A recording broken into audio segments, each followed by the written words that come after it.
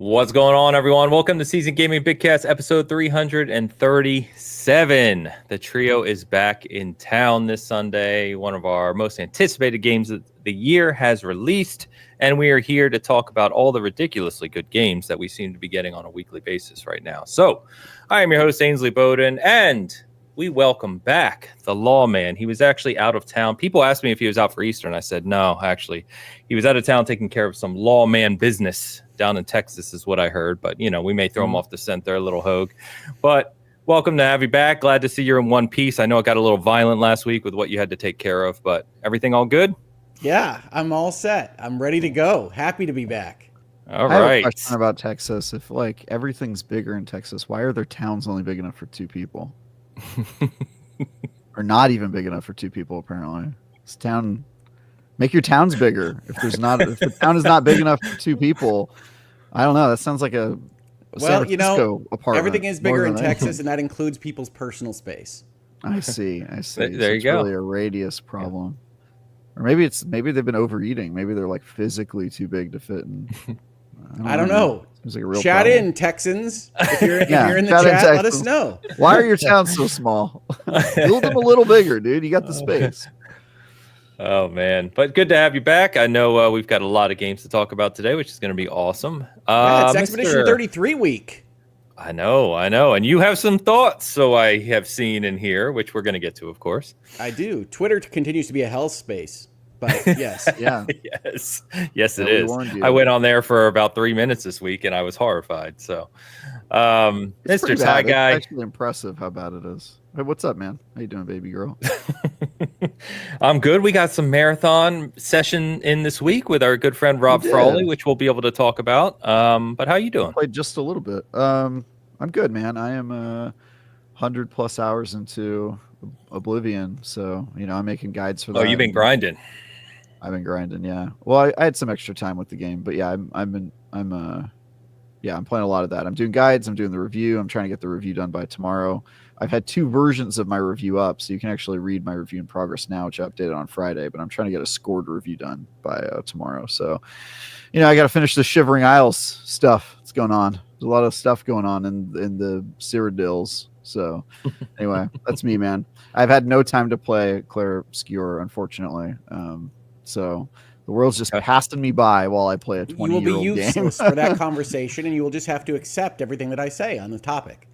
Or Ain. So I'll have a lot of conflicting opinions in my brain. I'll have to hold them both as true. I don't know if we're that conflicting, but maybe on some things. We'll see. But yeah, we've got obviously Expedition 33 to talk about Marathon. We've got some Hoeg's notes is what I hear. There's a rumor out there that down in Texas he was catching time to play some games. We've got Days Gone Remastered. I don't know if that's really worth talking about, but we can mention it. We got Switch 2 pre-orders this week. Ghost of Yote we have a date for, and a few other things, of course. So we will get to it shortly. But let's get caught up on our great community here. So we got a super chat at 2.5 hours ago from Quick Move 45, which we will get to first. Quick Move 45, and indeed they made a quick move. Has 100 crowns. Krona, isn't it? Krona, Swedish? yeah. Am I? Swedish Krona, right. That sounds about right. Hey, Bitcast crew, long-time listener, first-time caller. Just want to say thanks for a great mix of passion, analysis, and personality. Long live Skull and Bones. Damn it. Long live Skull and Bones. We talked about it last month. We talked about it last week. You really missed it. I heard that you guys took advantage of my absence to discuss Skull and Bones. We did. We had a 45-minute dissection of Skull and Bones. I think I still have more time than you in Skull and Bones, Hoeg. It's impressive. I don't know. Hoeg's up there. What'd you say, Hoeg? What are you up to? I'm at almost 200 hours. That's crazy. That's crazy. Actually, maybe you do have more than me. 200 is a lot. But yeah, the game just keeps on giving. The more you give Skull and Bones, the more it gives back. So true. Quick Move. Thank you for the super chat. Thanks for hanging out with us. Appreciate the nice comment. And we'll try to keep it rolling here. So thank you. Googleman 81, 10 euros. Enter the Gungeon 2 was recently announced, and now I have to buy new shorts for the warmer days. Also, Metal Eden looks fun. Ubisoft privacy? I thought Enter the Gungeon 2 was already out. No, that's the 3D one. That one just got announced. I can't make heads or tails of the second half of this statement, Googleman. It's okay. I think he purposely tries to confuse us every week. He's done a good job. He does. I just can usually piece together what he's talking about. I got nothing today. No, I don't either. Metal Eden is a adrenaline rush sci-fi first-person shooter. It looks like there's a demo of it on Steam. Came out a few weeks ago. I have not checked this out. Either of you? No, never heard of it. Okay, well there you go. Metal Eden, check it out. Looks fun. Ubisoft privacy. Sure. They need more privacy, I've always said. Maybe they updated their terms of service. Usually, when people say something like that, they're asking me whether or not I've read the new terms of service of something. Okay. There you go. Googleman, thank you as always. Got Mr. Don Lionheart in the house. Don Lionheart, $5 super chat. Good morning from Magic Kingdom. It's hot, sunny, crowded, and expensive. The new Lightning Lanes is a pretty good deal, though. Also, too many games. There are definitely too many games, Don. This week is crazy for games. Yeah. Absolutely nuts. So I hope you're enjoying the Magic Kingdom and Disney because it's probably got less happening than the world of games right now. Probably. You're not kidding. And yeah, you're nearly in May down in Orlando. It's going to be hot. It's what they do down there. So that town, Jesus, man. I heard you and D are going to get a place in Celebration. Never again, dude. We almost died down in Orlando. We were so miserable. I'll never go back. Well, you guys have Disneyland anyway. It's closer, it's you know. You're I don't need to go to Florida. It's crazy, dude. I only want to go to Florida in GTA 6. Yeah. Don, hope you're having a great time, my friend. Thank you, as always. Oh, he has a follow-up. $2 super chat. $201.29 for one park, one day. What are we doing, man? I believe you, Don. It's a crazy world out there. Disney's not making enough money. I guess that's what it is, right? Yeah. Good Lord. That's crazy. All right. Well, on that note, I don't know why you're paying us to comment here, Don, but please, please go have some fun. This is a request for a higher level of pay from Seasoned Gaming. Yeah, probably. I do want to call out Don's... sorry, I'm figuring out how to word this, but his long-term girlfriend he lives with became a citizen last week officially. So congratulations to her. Obviously, if you know that process, it's a process. It's a long one. So been going through that for a while, and we congratulated them over at SG last week. So, Mr. Alex. Alejandro Segovia, $1.99 super chat. Sorted out. Radical lawyers, gaming takes. Kissing smiley face. So Sorted Out is the name of Bradley Ellis's segment on Summon Sign where you tell somebody to change their ways. And so Alex here, who has DM'd me about Expedition 33 and has seen my Twitter takes, has suggested that I need to sort myself out because my thoughts, which are not complete yet, I haven't given them in this show, are already something that needs correcting. I would agree with that. Yeah, I don't think it's probably too far off the mark. You know, you need to take some pills, dude. You got a problem. Take some pills. Fix your head, man. I take a number of pills. Not enough, dude. Let's up the dosage. Let's up that dosage, dude. Oh my God, Alex, thank you, my friend. Gamefire with a member comment. Gamefire, Crybadir, member for 18 months. 2 of the biggest RPGs came out this week with Clair Obscur 33 and Oblivion Remake. It's actually Oblivion Remastered. And both into Game Pass. Good week for Game Pass. Good. I am fully willing to have the conversation about what's a remake versus a remaster. I'm not.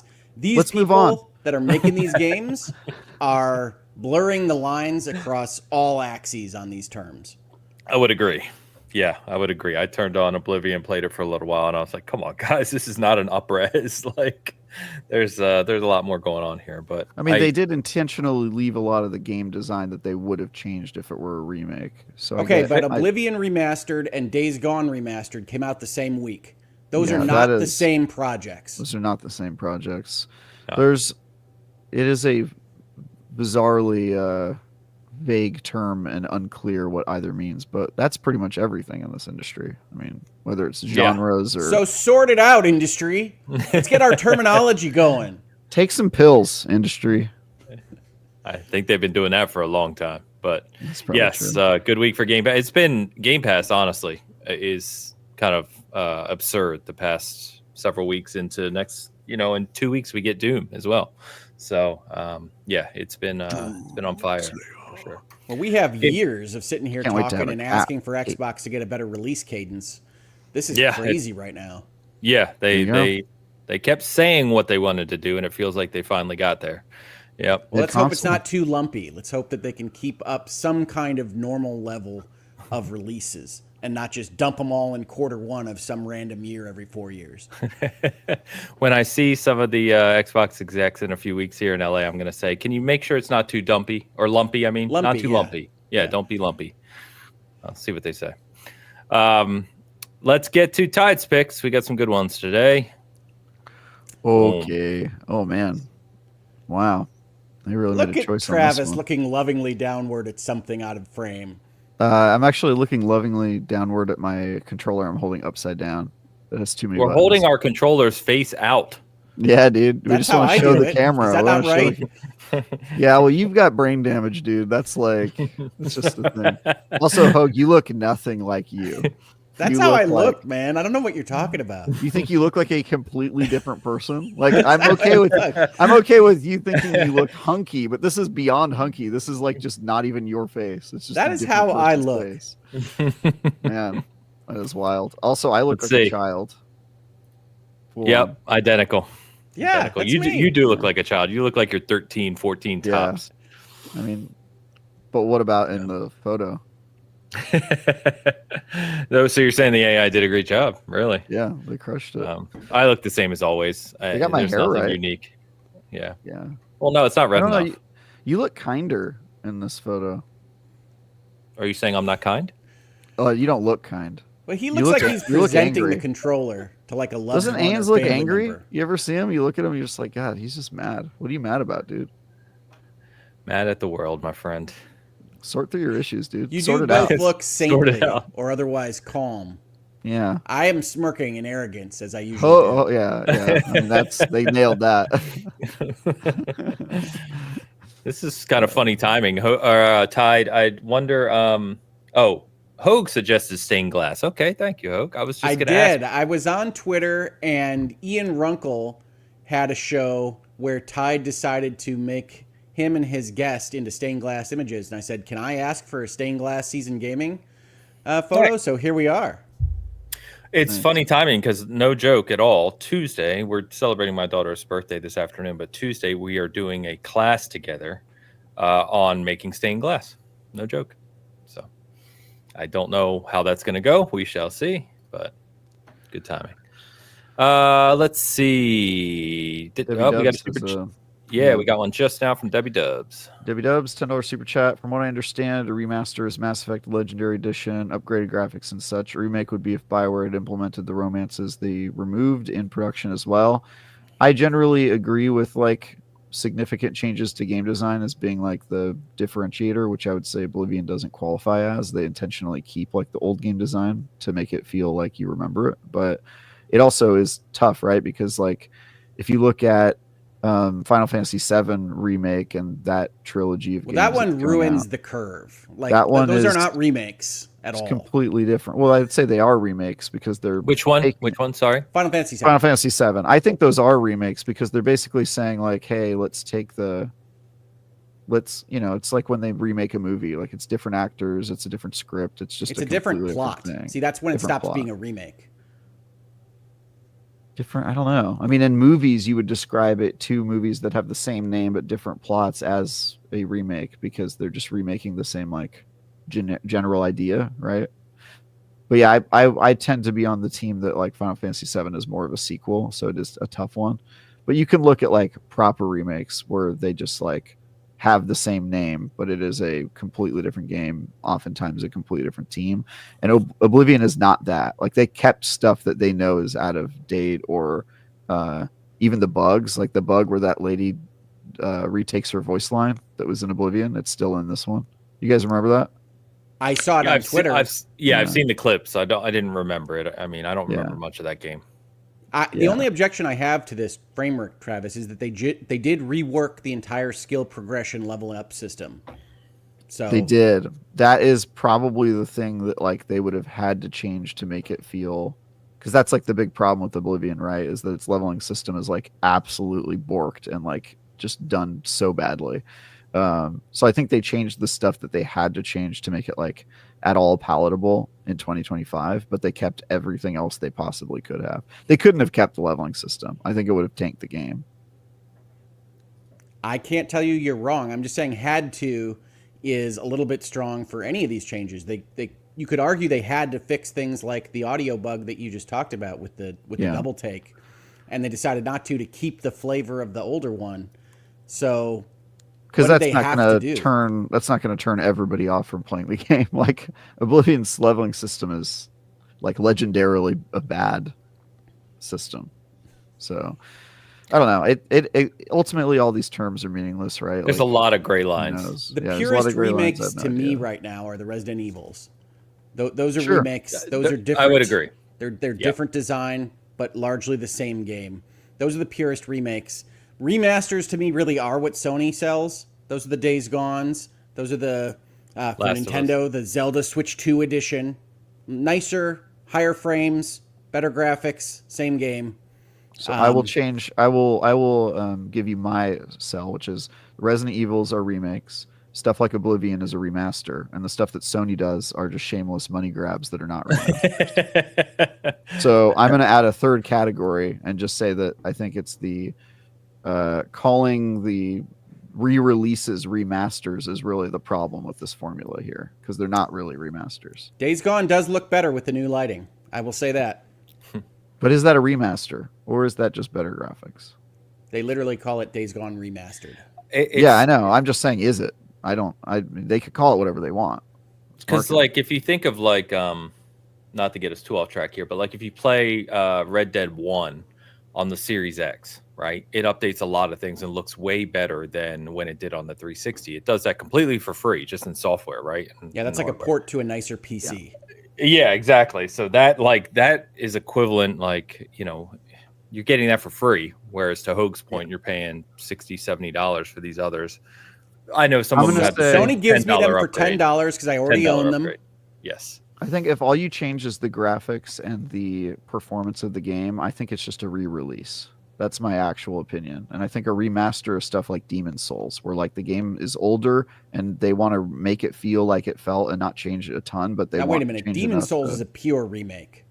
Souls that's what I'm saying. Remade. You said remaster. You said remaster. I think it's a remaster. Okay, so it's a remake. Because they didn't change basically anything in that game. It's a completely different graphical engine. It feels different to actually play. They didn't change anything about that game. It's you guys are talking in parallels. Meaning it's you're right. They kept all the structure and the enemies, the bosses. I think that's remastered. But it's in a new engine. It feels so is Oblivion. Very different to me. Well, I think that's where I said Oblivion's a remake. Yeah, I think it's a remaster. I think you have established what you think. Your bar is way too low. We need the terminology to be settled, industry. Sort it out. Yeah, it really does. Agreed. We're moving on from that. But Debbie, thank you for that conversation. We did not get to the bottom of it, but we do appreciate the super chat. All right, where am I here? You have any lore dump you want us to go over this week, Travis? I don't know if you came prepared. This is your segment. Yeah. You asked for the segment and you come unprepared every week. That's true. Job. I think about show. I think about the show about 4 minutes before I start doing it. It's the only time I ever put any time into it. I don't blame him for the lack of lore dump, everyone. It's not on me. Pay me and I'll do a lore dump every week. It'll be highly produced. I will pay you if you do a lot more than lore dump. Sure. Okay. I'll believe it when I see it. All right, let's get to games. So we got Oblivion. Let's start with Oblivion because we were basically just talking about it. But Oblivion launched as expected, the worst kept secret, right? We talked about it last week, Hoeg, with it, imminent on release. It did release. It's in Game Pass, PC and Xbox. You can, of course, buy it on Steam, or if you want to own it for, is it 40 or 50? I believe it's 50. 50. Okay. But Travis, obviously I'll start with you here because you have a lot of time. You can now say, right, that you were playing this ahead of time. Yep. And you've been playing this for a little while now. So where are you at? Let's stay away from the remaster remake conversation, but just the game itself, going back to it and experiencing it in today's world. Yeah, it is a yeah. I mean, if you want my full thoughts, you can read I think over like 1,500 words on IGN.com, my review in progress. But it is an old game with old sensibilities, but they made it feel modern as much as they could to make it playable in 2025. Because if you play the 2006 version, like small things like there's no sprint in the original Oblivion. You might think there was not. There was no sprint button. You were moving really slow. You were moving really slow. Sprint. Everywhere. Oh, right. The horse is not a sprint. The horse moves like 4% faster than going on foot. It's very insane. And so if you there's stuff like that where you won't remember, or the fact that whenever you harvest like a plant in Oblivion 2006, it's a chance. You're rolling like a chance to grab it, which I think would have been unpalatable in 2025. So they changed that. Now you pick it up and you always get the ingredient, stuff like that.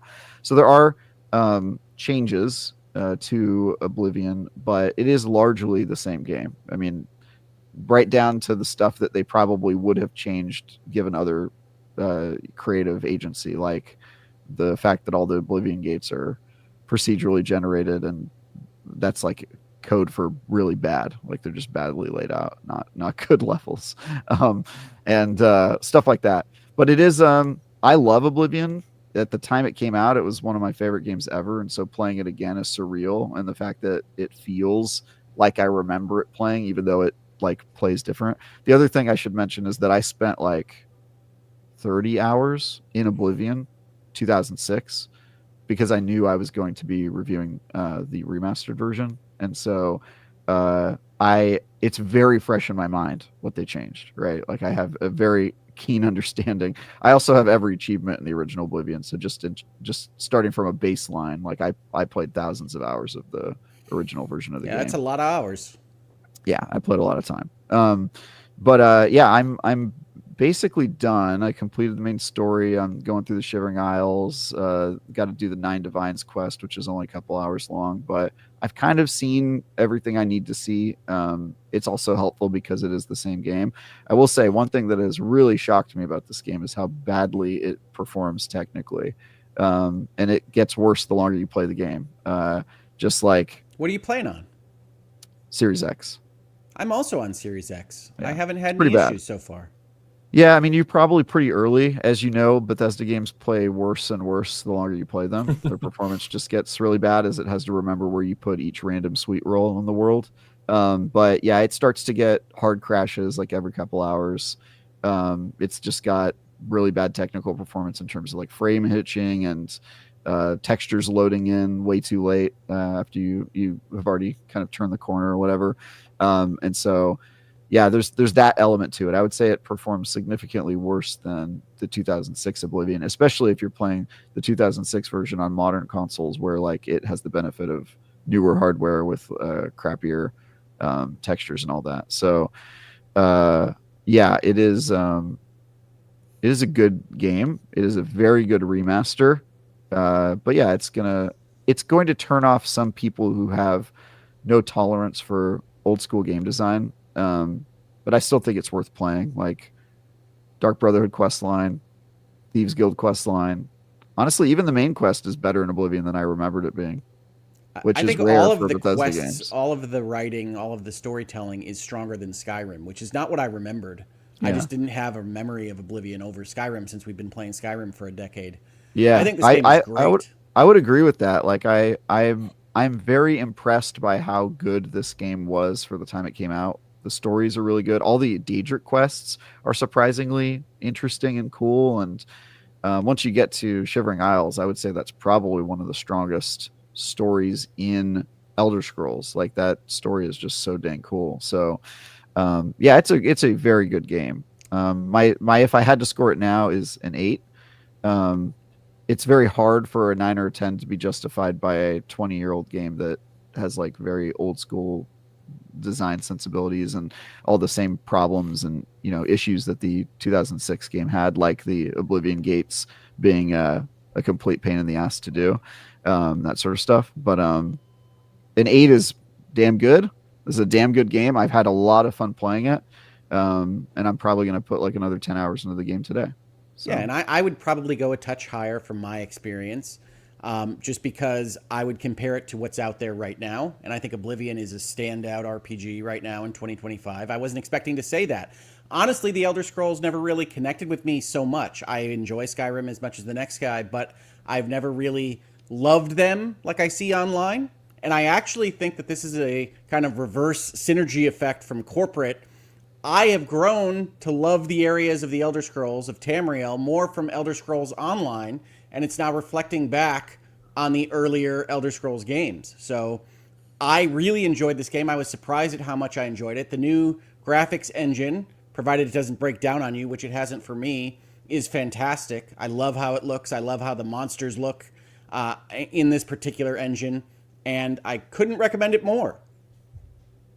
Yeah. The other thing, Ains, that I think if you haven't put a bunch of time into it, that I'm really appreciating about Oblivion, and I talk about this when I talk about my love of Morrowind, which is that Bethesda games at one point gave you way more freedom than they should have, and it was to their benefit. Like, it was a fun part of the game, and they kind of eroded at that as they release games until you get Skyrim, where like you have a spell in a hand and the spell does the one thing that it's going to do and you kind of can't change it. It's like very training wheels feeling. It's baby's first RPG kind of game design, which has been helpful for the franchise, obviously, because Skyrim is the best selling game ever and so many people played it.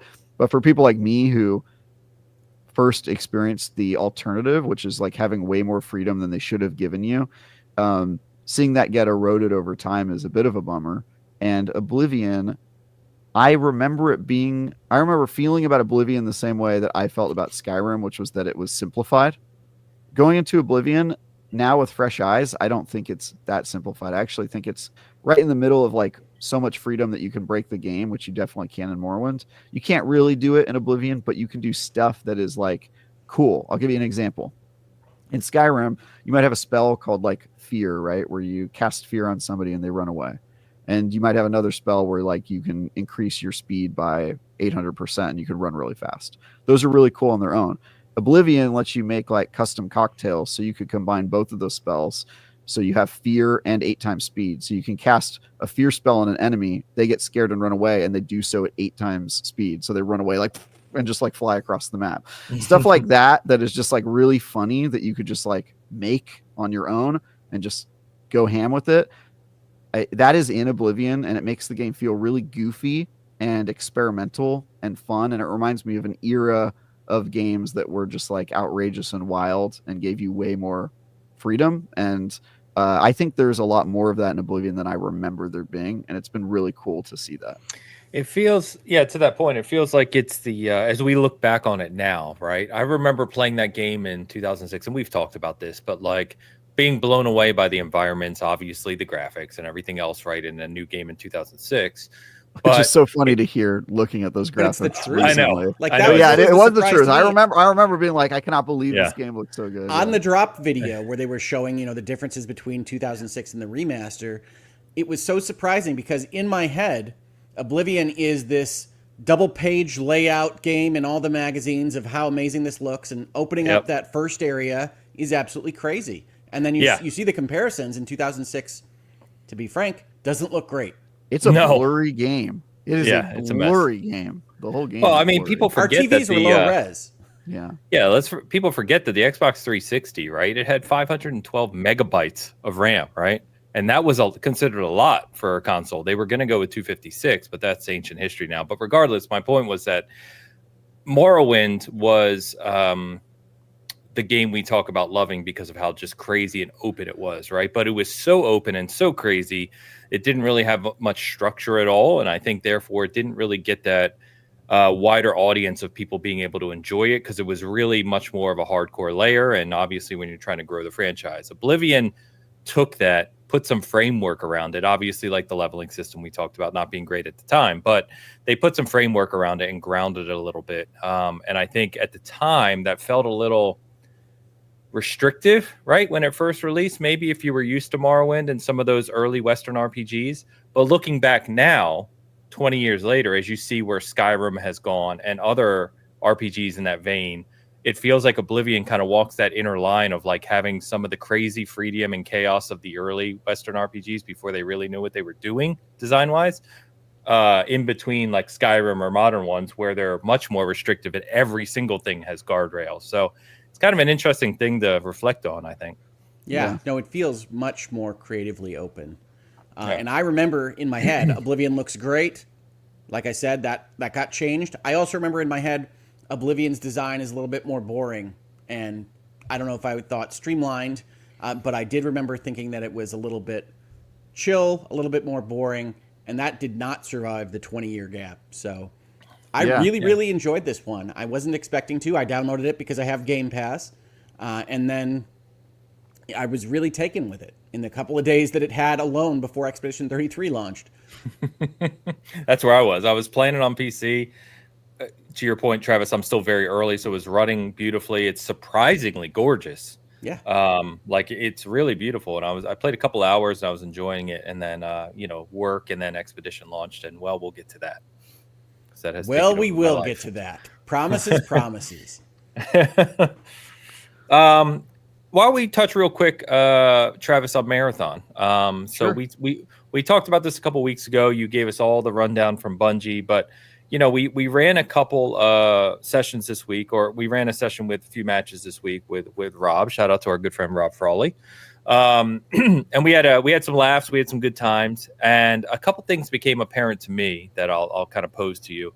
One, this game has more, I would say, Apex Legends DNA than maybe I originally credited it for, which, whether you like Apex, could be good or bad, but it definitely has that BR kind of, or Battle Royale kind of feel when you're dropping in random spawn point, named locations. Oh, we got to go to this, long sight lines at some point, short kind of engagements and others in buildings and corridors and stuff, varied weaponry and all that. So I think that's very cool. I think the other thing I really like about it is you saw it in some of those moments and laughs we had when you down the guys, when the one guy got extracted while he was down, and we got wiped the one time, which we don't want to talk about publicly, but it happened. We did get wiped, we got tibbed, man. We got tibbed. You guys aren't perfect at these things. We also got there was a really cool moment where Ains, I think on one of his first matches, and the third person we were with both got tibbed, turned into backpack, for those who don't know. And then I did a thing where I was playing as the stealth character, so I ran off and created some smoke and disappeared, and then I waited until I heard gunfire, and I knew that the people looting their backpacks were getting fired at themselves, so I ambushed them, and we killed them all, and we got Ains and our other friend back into the game, and we ended up extracting. And we really turned cool moment. CFB, the converted from backpack. From backpack, which is our new phrase for when you get reincarnated from your backpack form back into a humanoid. So I was telling Pampa, who I play PUBG with a lot, because there's a lot of looting in this. In fact, the looting reminds me of PUBG, right? There's a lot, cool. Even more. Yeah. There's a lot of looting, and it is cool. I'll give you credit. You were right about that. The one thing that I think is interesting, and where Marathon or Bungie's going to have to figure out how to get people engaged in this long term, is right now you do contracts and you kind of unlock permanent things for your account. You can get vault space like we were talking about, or backpack. I do contracts. Or this kind of stuff. And I like that aspect of it. I like the fact that there's risk versus reward and all of that. And I really enjoy my time with it so far. I think the one thing, there's a couple things where I'm not sure. I think they need to work out. One, that the menus, like the game itself, when you're not playing it, the menus and stuff, it feels very, I don't know the right word, like blasé. It's just text menus. There's no home base. There's nothing different from like a normal BR where you're dropping in and trying to win. And I'm not sure if the reward of winning a battle royale, which is a very tense moment if you're a battle royale player and very exciting, I'm not sure if extracting gives that same thing. Maybe if you have some cool items that you're escaping with, but that's not going to be every time. So I don't know if it's going to have that same hook, that repetitive hook over time. And I don't know. My other point is I could feel that map, at least perimeter, which is the smaller one, right, compared to Dire Marsh. But I could feel it being very familiar, very fast. And so if the map's going to be familiar, there has to be enough variety in the gameplay and the engagement to really keep you hooked in the looting. I don't know if it has that out of the gate. So obviously it's an alpha. Obviously it's going to evolve greatly over time. But just at the moment, I don't know. I'm kind of mixed on it. Like, I loved playing it. I had a really good time. But I don't know. Could I see myself playing it for weeks on end into months on end? Not at the moment. Yep. I mean, that makes sense. It is an alpha that gives you less than half of the game. So I think there's some key things we're missing. Like, obviously, the menus and progression system are not finalized. And you can kind of just see that if you interact with the menus, because you're like, all right, yeah, this is not working correctly. It's not finalized. And then the other thing is that the like long-term activities and the magic of Marathon, if they are able to nail it, is the finding secrets on the map and expanding on the lore and unlocking that fourth map that's going to be on the UESC Marathon, and the secrets and stuff that you're trying to do, the ulterior motives that I think are probably missing from this game. But yeah, I would agree that if you're just reviewing the alpha for whatever reason, I don't know why you do that, but if you're reviewing the alpha, you can see the makings of the foundations of a very competent shooter that you could definitely see yourself playing a lot from a mechanics perspective, but it is lacking like in overall structure, progression system, et cetera, et cetera, et cetera. And if you talk to like Scaro and some of the guys I've done marathon podcasts with where we talk about this, like the progression system seems like it is probably the most incomplete part of what you see in the alpha, because it was not added until like 2 builds ago, according to these guys who've been playing for like a year. It was like plugged in to the alpha as like here's something for them to work on in the alpha to like try out progression. So I don't know that we've seen the big like hook in terms of why play beyond a couple matches, but I think that they've made those couple matches really fun to play, and I think that's like a pretty good place to be at the alpha point. Agree. Yeah. So we'll see. To that point, right? Bungie has proven time and time again they do develop that hook effectively, right? And they get people engaged over the long term. So whether or not they can do that again, we'll see. I don't want to doubt them. The only other point I wanted to make is I've played a ton of Apex. I've played, we've talked about this. I play a ton of shooters, right? I really talk often about outplayability and that skill gap in a game, creating that level of, I don't know, gameplay, gunplay, whatever you want to say. TTK kind of ability to just outplay someone. Yeah, like even if you're in a bad scenario, if you're good enough, you can overcome that, which some games do well, some games don't. The one thing I was noticing is it feels like, and again, I've only played a little bit of this game and it's going to evolve greatly, so take this with a grain of salt, but it feels like the slower movement combined with the kind of structure of the game itself feels like outplayability is a little limited right now. So like I say, it feels like, or, reminds me a lot of Apex, but Apex, when you're playing it, your movement, the abilities, the certain guns is at a far greater pace and kind of depth than what I'm seeing out of Marathon, at least today. So I don't know what that's going to look like either. And I don't know as they add more runners, if those abilities, right, the combined abilities are going to partner with one another more. So teams of 3 fighting will be a little crazier, right, as those abilities conflict and help each other. But I've got to see more there. There's a few things. It's funny that you talk about time to kill, because right now the big thing is the people who play extraction shooters think the TTK in Marathon is way too long. Right? I knew you were going to say that, and I like it. Yeah, and I like it too. I think that the TTK, if anything, is like a little too short, but you have to keep in mind, you're playing at the part of the game where you're weakest. And so a lot of the movement problems get resolved once you level up your character and you get better items. And then you also get permanent upgrades that make your ability to move faster a lot better. But I would agree with you. I think early on in the game, they punish you too much for being a low level character. Like for being I think that the the starting point should be a lot better, both in terms of like storage space in your backpack and ability to grab things from the black market and ability to move a little bit faster, because the game feels very sluggish when you're under leveled, when you haven't like played a couple matches. And I don't think that's a great experience for people who are going to judge this game in the first 2 to 3 hours. So I think the onboarding is without question the worst part of the game right now as it exists in the alpha. Shocking for Bungie. Yeah, like they need to figure out a way to make the game feel better immediately. But I also just think separately, movement, like I would like movement to be faster. I've talked to a lot of like play testers who've given this feedback to Bungie that it just feels a little too punishing at the point where it's at right now.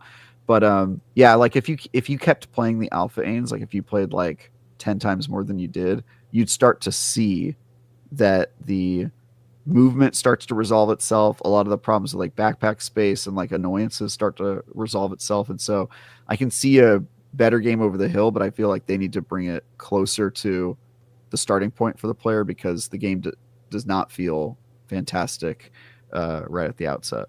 So. Yeah. I meant to mention that. I didn't have my notes up, but you made the point I was going to make, which is they're trying to make it so that you start weak and obviously want to continue playing to get strong and get better, but you've got to keep people engaged, because if they turn off before they get stronger and better, you've lost your audience. And that's the big problem of this game, right? I said it right after my preview, is like I know that this game is going to be good based on everything I've played. I feel like they're on the right track, but I have no idea if it's going to be successful. And like a lot of people are saying like, oh, you know, this is dead on arrival. I think a lot of those people are talking out of pocket and saying stuff that they have absolutely no education on. Like they just don't know. I don't know. Like I don't know if it's going to be successful, but that's like a separate problem, right? I think it's easy to be a naysayer on new stuff, but I do think this appears from my outward vantage point as someone that is not interested in this game at all, as a difficult sell. Yeah, in this environment where you've got Oblivion Remaster dropping, and if you have Game Pass, you're just downloading it and playing it. A mid-priced extraction shooter where we don't know whether it will survive is a difficult thing to invest in. And so I look at it and say, I wish him the best. Can I assume, Ains, that this feels like Bungie gunplay in there? I know Travis said it did. It does. Bungie gunplay is my favorite in gaming. It feels really good. Yeah. So it does. So don't let me get wrong. I don't think it's the best gunplay in gaming right now. Bungie, I would say specifically. Well, this game. I mean, it does feel like Bungie, but it doesn't feel like peak Bungie, if that makes sense. Sure. I would say probably right now, you know, again, I go back and forth on this, but I'd say Apex is up there. Halo Infinite's up there. There's a couple that are like from a pure just shoot and fire gunplay perspective. Yeah, so I wouldn't argue that Bungie's no longer like the gunplay leader, but can you name a Bungie game that has better gunplay than Marathon? Yeah, it's a fair point. Yeah. Because I think Bungie is doing a really like some of their best work. I just think that like they have competitors now. Other companies have obviously caught up. Yes. Exactly. Yeah, no, and Bungie's still my personal favorite. I like. No, if you like it, Hoeg, you'll like it. It feels like that. Yes. Yeah, it feels like fun that, to shoot. You get the nice hit markers. You get the good feel, like when you hit a critical. You get extra when you kill someone. You get the nice little skull. It just there's like crappy enemies who can still kill you. Then there's like elite. Remember that guy who bum rushed you with his jetpack, flew right at you down the hallway? That almost scared me. That was like a straight horror game moment. More alarmed. He walked down a hallway and there was this robot, this chunky boy, and it just boosted down the hallway at him. It like jetpacked towards me. Oh no! He was like running away, like backing up, like so scared. He was like, "It's coming right at me!" Because I had a full backpack. Like I had gone to this building and I had looted everything. These guys were making fun of me. They're like, "Holy shit, Ains looted everything." I was like, "I'm just picking up literally everything."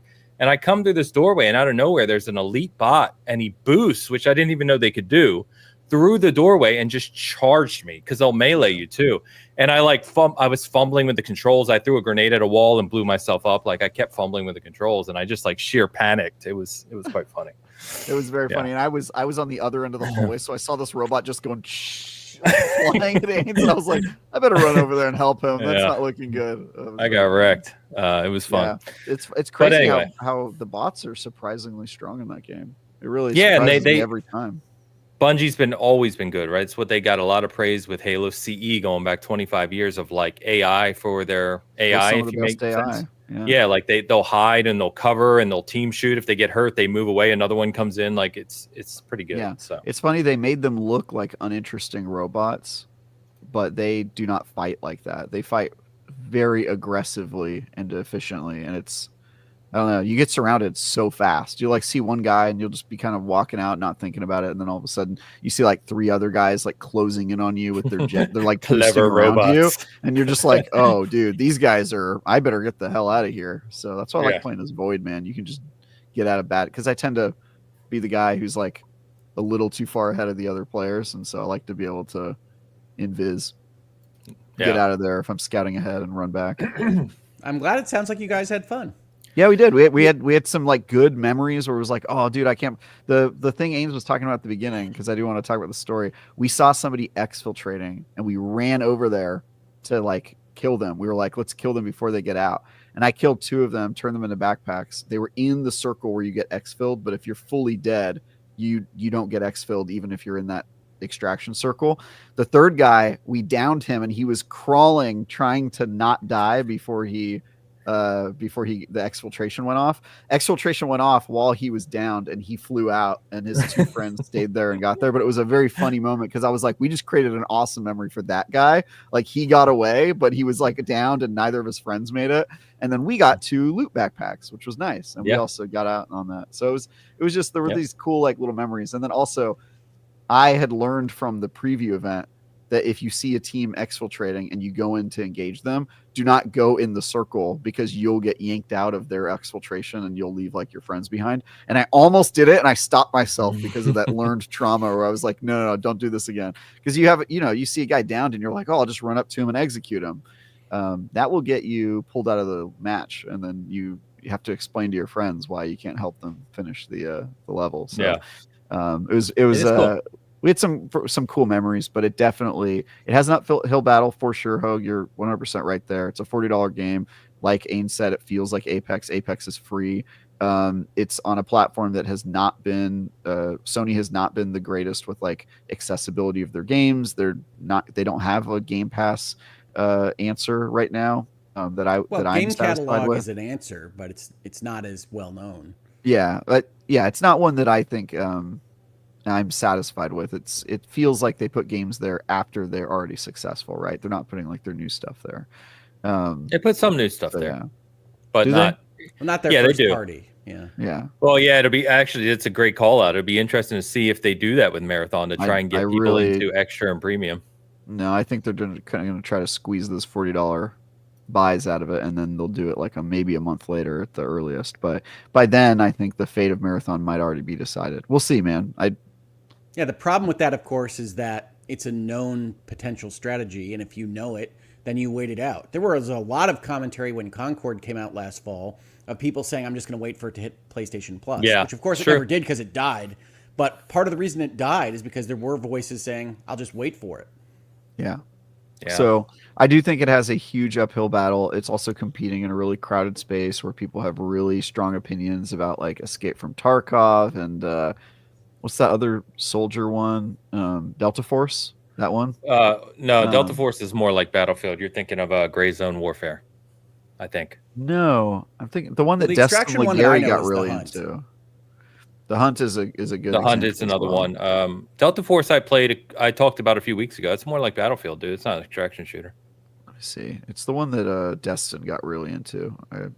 I don't even remember the name, but let's see. I'll look it up. Okay. But anyway, that's enough on Marathon. But if they're going to be sending out additional invites to the alpha. It does run through May 3rd, I believe. So there's still some time until next week. So if, play a little more this week and we'll talk a little more about it. I hope more people get in and check it out. But Hoeg, you have been listening to us talk about Marathon, and you told me that you have some Hoeg's notes to catch up on. Yes, with the understanding that I know we have a moderately hard stop here. I will not take up everybody's time too long, but this week was crazy for Hoeg's notes, for games in general. I put in my Outlook calendar, my work Outlook calendar, when there is a game that looks interesting to me that I want to play more of or that I want to buy. And every day this week, there was at least one and sometimes multiple games that had a little flag for me to remember that they're coming out. And so the one that I really wanted to talk at some level of depth here with you all about is a game called The 100-Line Last Defense Academy, which is ostensibly a visual novel. It's from the people that made Danganronpa and 999 Zero Escape, as well as one of my favorite detective games from a couple of years ago called Rain Code. In this game, you are an anime main character stuck with other anime main characters in a school of some kind, having to unravel the mysteries surrounding attacks on this school by what are called school invaders, because nobody knows exactly what's happening. I won't go too into depth of what is happening, except to note that it has all of that fun kind of character interaction from one of those games like Danganronpa. It's not a killing game.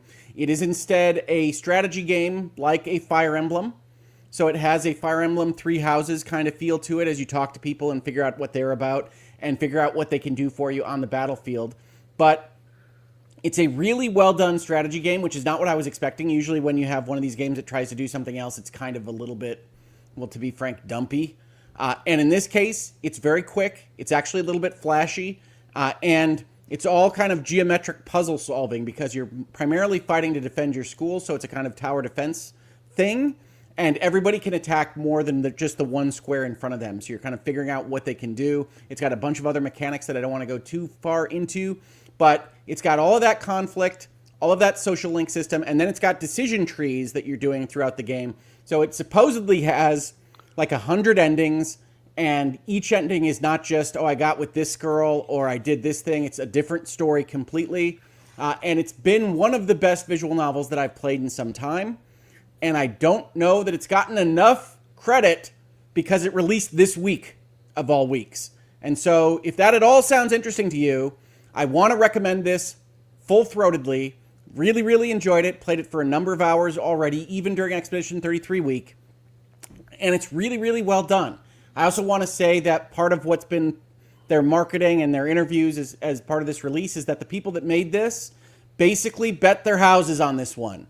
That they went out and did their own thing. This is the first game from this combined studio. It deserves the recognition that it's gotten so far. It deserves more. But I have such I don't know what word I'm looking for, but admiration. Admiration is a great word. Thank you, Ains, for the entrepreneurs that go and bet their houses and mortgage everything and try to put things in the world that didn't exist without them. And I really want people to check this one out because it is so, so great. So say the name again, Rick. The 100-Line. If you remember to search for the word 100, you will see it. But it's the 100-Line Last Defense Academy. Or as my daughter say, LDA. It's on is it on everything?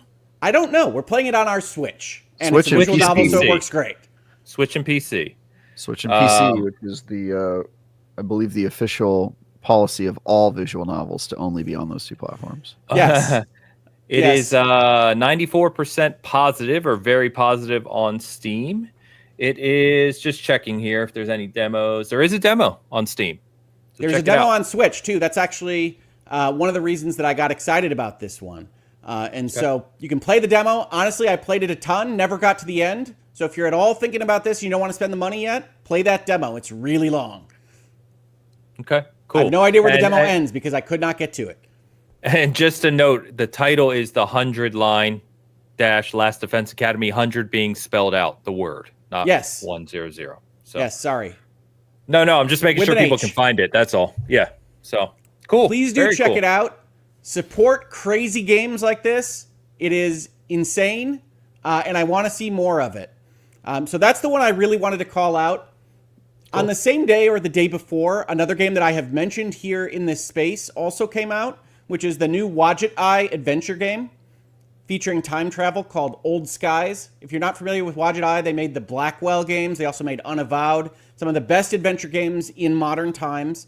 And Old Skies is kind of their progression from a more early adventure game look to a later stage one. It's got a little bit more cartoon graphics. It looks a little bit more like Out of This World, if you're familiar with any old school games. But it is a time travel game that you're solving things from a corporate perspective because the government has delegated to a corporation the requirement and ability to time travel exclusively so that they can control and secure the timeline and all of the crazy machinations that go with a story premise like that. So Old Skies and the 100 Line came out almost simultaneously, much like Oblivion and Expedition 33.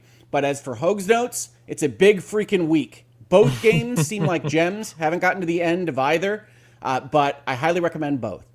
Hoeg's Notes, Hoeg's Notes. That's the end of Hoeg's Notes. It is the end of Hoeg's Notes because I didn't want to keep us for 3 hours. No, you're good. I will just give a quick shout out for Monster Prom 4 Monster Con, which is the only game on this list that I've had time for, and that's only because D would divorce me if I did not spend at least a little time playing the new Monster Prom game. It's quite I will get good. it when it's on Switch. I will. Monster Con, not as in Con Man, but like a event. Convention, yeah. So the way they've done the Monster Prom series is they did Monster Prom, and then now they're doing a game that focuses on 2 of the characters that are romanceable in Monster Prom in their natural element. So they took the 2 nerdy characters from the Monster Prom game, and now they're going to a convention. They took the 2 jock characters and had them on a road trip. They took the 2 outdoorsy characters and put them in a camping game, and so now there's like they're basically Would you really grabbing call Polly a jock character? She's popular. She's the cheerleader, right? She is popular. Yeah. Yes. I put her in the jock with the werewolf guy. Well, specifically in the road trip, they were because they were prankers. But yes, it's true. They are not the academically inclined characters. Yeah, I love Road Trip. It's my favorite so far. I love this series. This is the best writing in games for my money. But quite good. Wow. I'm not going to play Monster Prom 4 until it comes to Switch. That's where I play this series. Yeah, I'll probably wait until for some reason I played a lot of these games on like Xbox, and it takes forever for them to come to those platforms. So, but yeah, we're playing on Steam right now. Obviously, it's our only option, the only game in town. Okay, fair enough. Well, that's what happened with Old Skies as well. Is it was supposed to come out on Switch, and then the actual developer put out a long video that said that Nintendo didn't approve a day 1 patch because it broke saves, but the day 1 patch would have been in before the game came out. There's a whole thing. But suffice it to say, Old Skies, which is excellent, was going to be with the other Wadjet Eye games on Switch, but now won't be until June. At least June. Oh, we also didn't talk about my review of Mandreora, Whispers of the Witch Tree. I did a review of games last week, yeah. Please go ahead, because Lewis was reviewing that for us. He's a little behind. I think ours is going up tomorrow. So please, nice. Where'd you land on it? Yeah, I gave it a 6 out of 10. It is an interesting game that tries to combine a couple genres into one. It is a Souls-like. It's also a 2D platformer. It's also a Metroidvania, and I think it sort of spreads itself a little thin in the effort. Doesn't really do any of those things super well. Yeah, like it has like a world building where you're like kind of interested, and then the farther you get into it, the more you realize it's kind of actually just a pretty shallow, cliche filled story. And then with the combat and stuff, you're like, oh, okay, interesting. 2D Metroidvania Souls-like, so kind of like Salt and Sanctuary. And then you get further into it and you realize that like each of the bosses only have like 2 different attacks, and so they just repeat them over and over again, and you're kind of just like dodge slash dodge slash. I put a pretty damning clip in there of me doing an entire boss fight, and it's sped up at like 5x speed, and it's literally just me doing the exact same like dodge hit dodge hit for like over 5 minutes. So yeah, it's there's some stuff in there like that, but anyway, it is a okay game. If you got nothing better to do and you like those types of games, you could certainly play it. I don't think it's a particularly stellar example. I'm really hoping that these guys are able to make a sequel, because there's something in this game. There's a good game in here buried under some bad design decisions and just general lack of like risk taking. But I really want them to get another shot at this, because I think they could make something really great. But yeah, 6 out of 10. That's my most recent review before I started playing Oblivion for a million years. Okay, cool. Yeah, I think Lewis is slightly higher, not a whole lot higher. I'm actually getting a surprising amount of pushback on my review. Like, people are not happy with my score. This does maybe people who haven't finished it. Yeah, definitely some of that. But yeah, I'm seeing a lot of people being like, I played the demo and you're wrong. But also, I this tends to happen more frequently. I've noticed with games that are kickstarted. I think that when games are kickstarted, there's a lot of like community love for a game, and especially for people who like already prepaid for it and like put their, dollars and interest in this game before it was out. There's like a lot of incentive for them to say that the game is amazing, even if they're privately like not as thrilled with how it turned out as they were hoping. So yeah, there's a little bit of that. But I mean, also if you look on Metacritic, I think it's like a 63 or 64. So I actually was pretty on the nose with my review. I always look at OpenCritic, but on OpenCritic it's a 77. Oh wow, it's much higher on OpenCritic. Wonder why. I have no idea. I'll look on Metacritic right now just to see. Well, Metacritic breaks it out by platform too, doesn't it? Oh, that's fair. Yeah. 73 on. Oh, so it went up. Metacritic. Well, good for them. There's only 9 reviews on Metacritic though. There's 23 on. That's right. OpenCritic. Yeah, I remember when we were looking it up, and it was like the game was already out yet because they provided early codes like only 2 days early. And only to some. We got the code on release. That's why we're late. Got it. Yeah. So they didn't do a good job at getting codes out there, but I remember there were only like 3 reviews for a really long time. So yeah. Well, cool. So our review will be up. Like I said, you can read Lewis's thoughts. It sounds like he had pretty similar thoughts to you, the way you described it. So we'll see. All right. Well, we are going to get to Expedition 33 because that's our big game we wanted to talk about this week. Before we do that, real quick, I've got a leftover super chat from our good friend Eric, and it's hockey related. I don't know if Travis, you're going to be able to translate this, but I know what he's going for. He's saying Canada beat the USA. Boo the USA.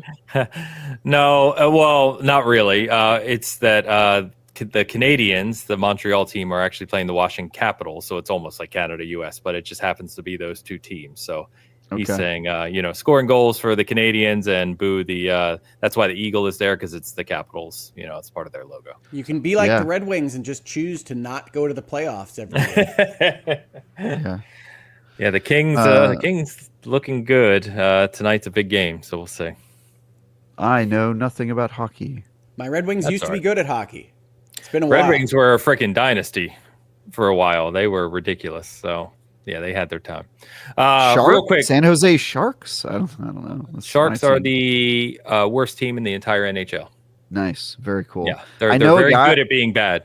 I worked with a guy who was a huge Sharks fan. He used to wear the jersey all the time, and I was like, "That's what you're going with, huh? San Jose." I don't know. I wouldn't trust. It's a lovely shade of teal. I wouldn't trust any. Yeah. There's no ice here. I don't know why California. Dude, I'm an LA fan. I would say unlike the LA Kings. I just feel like.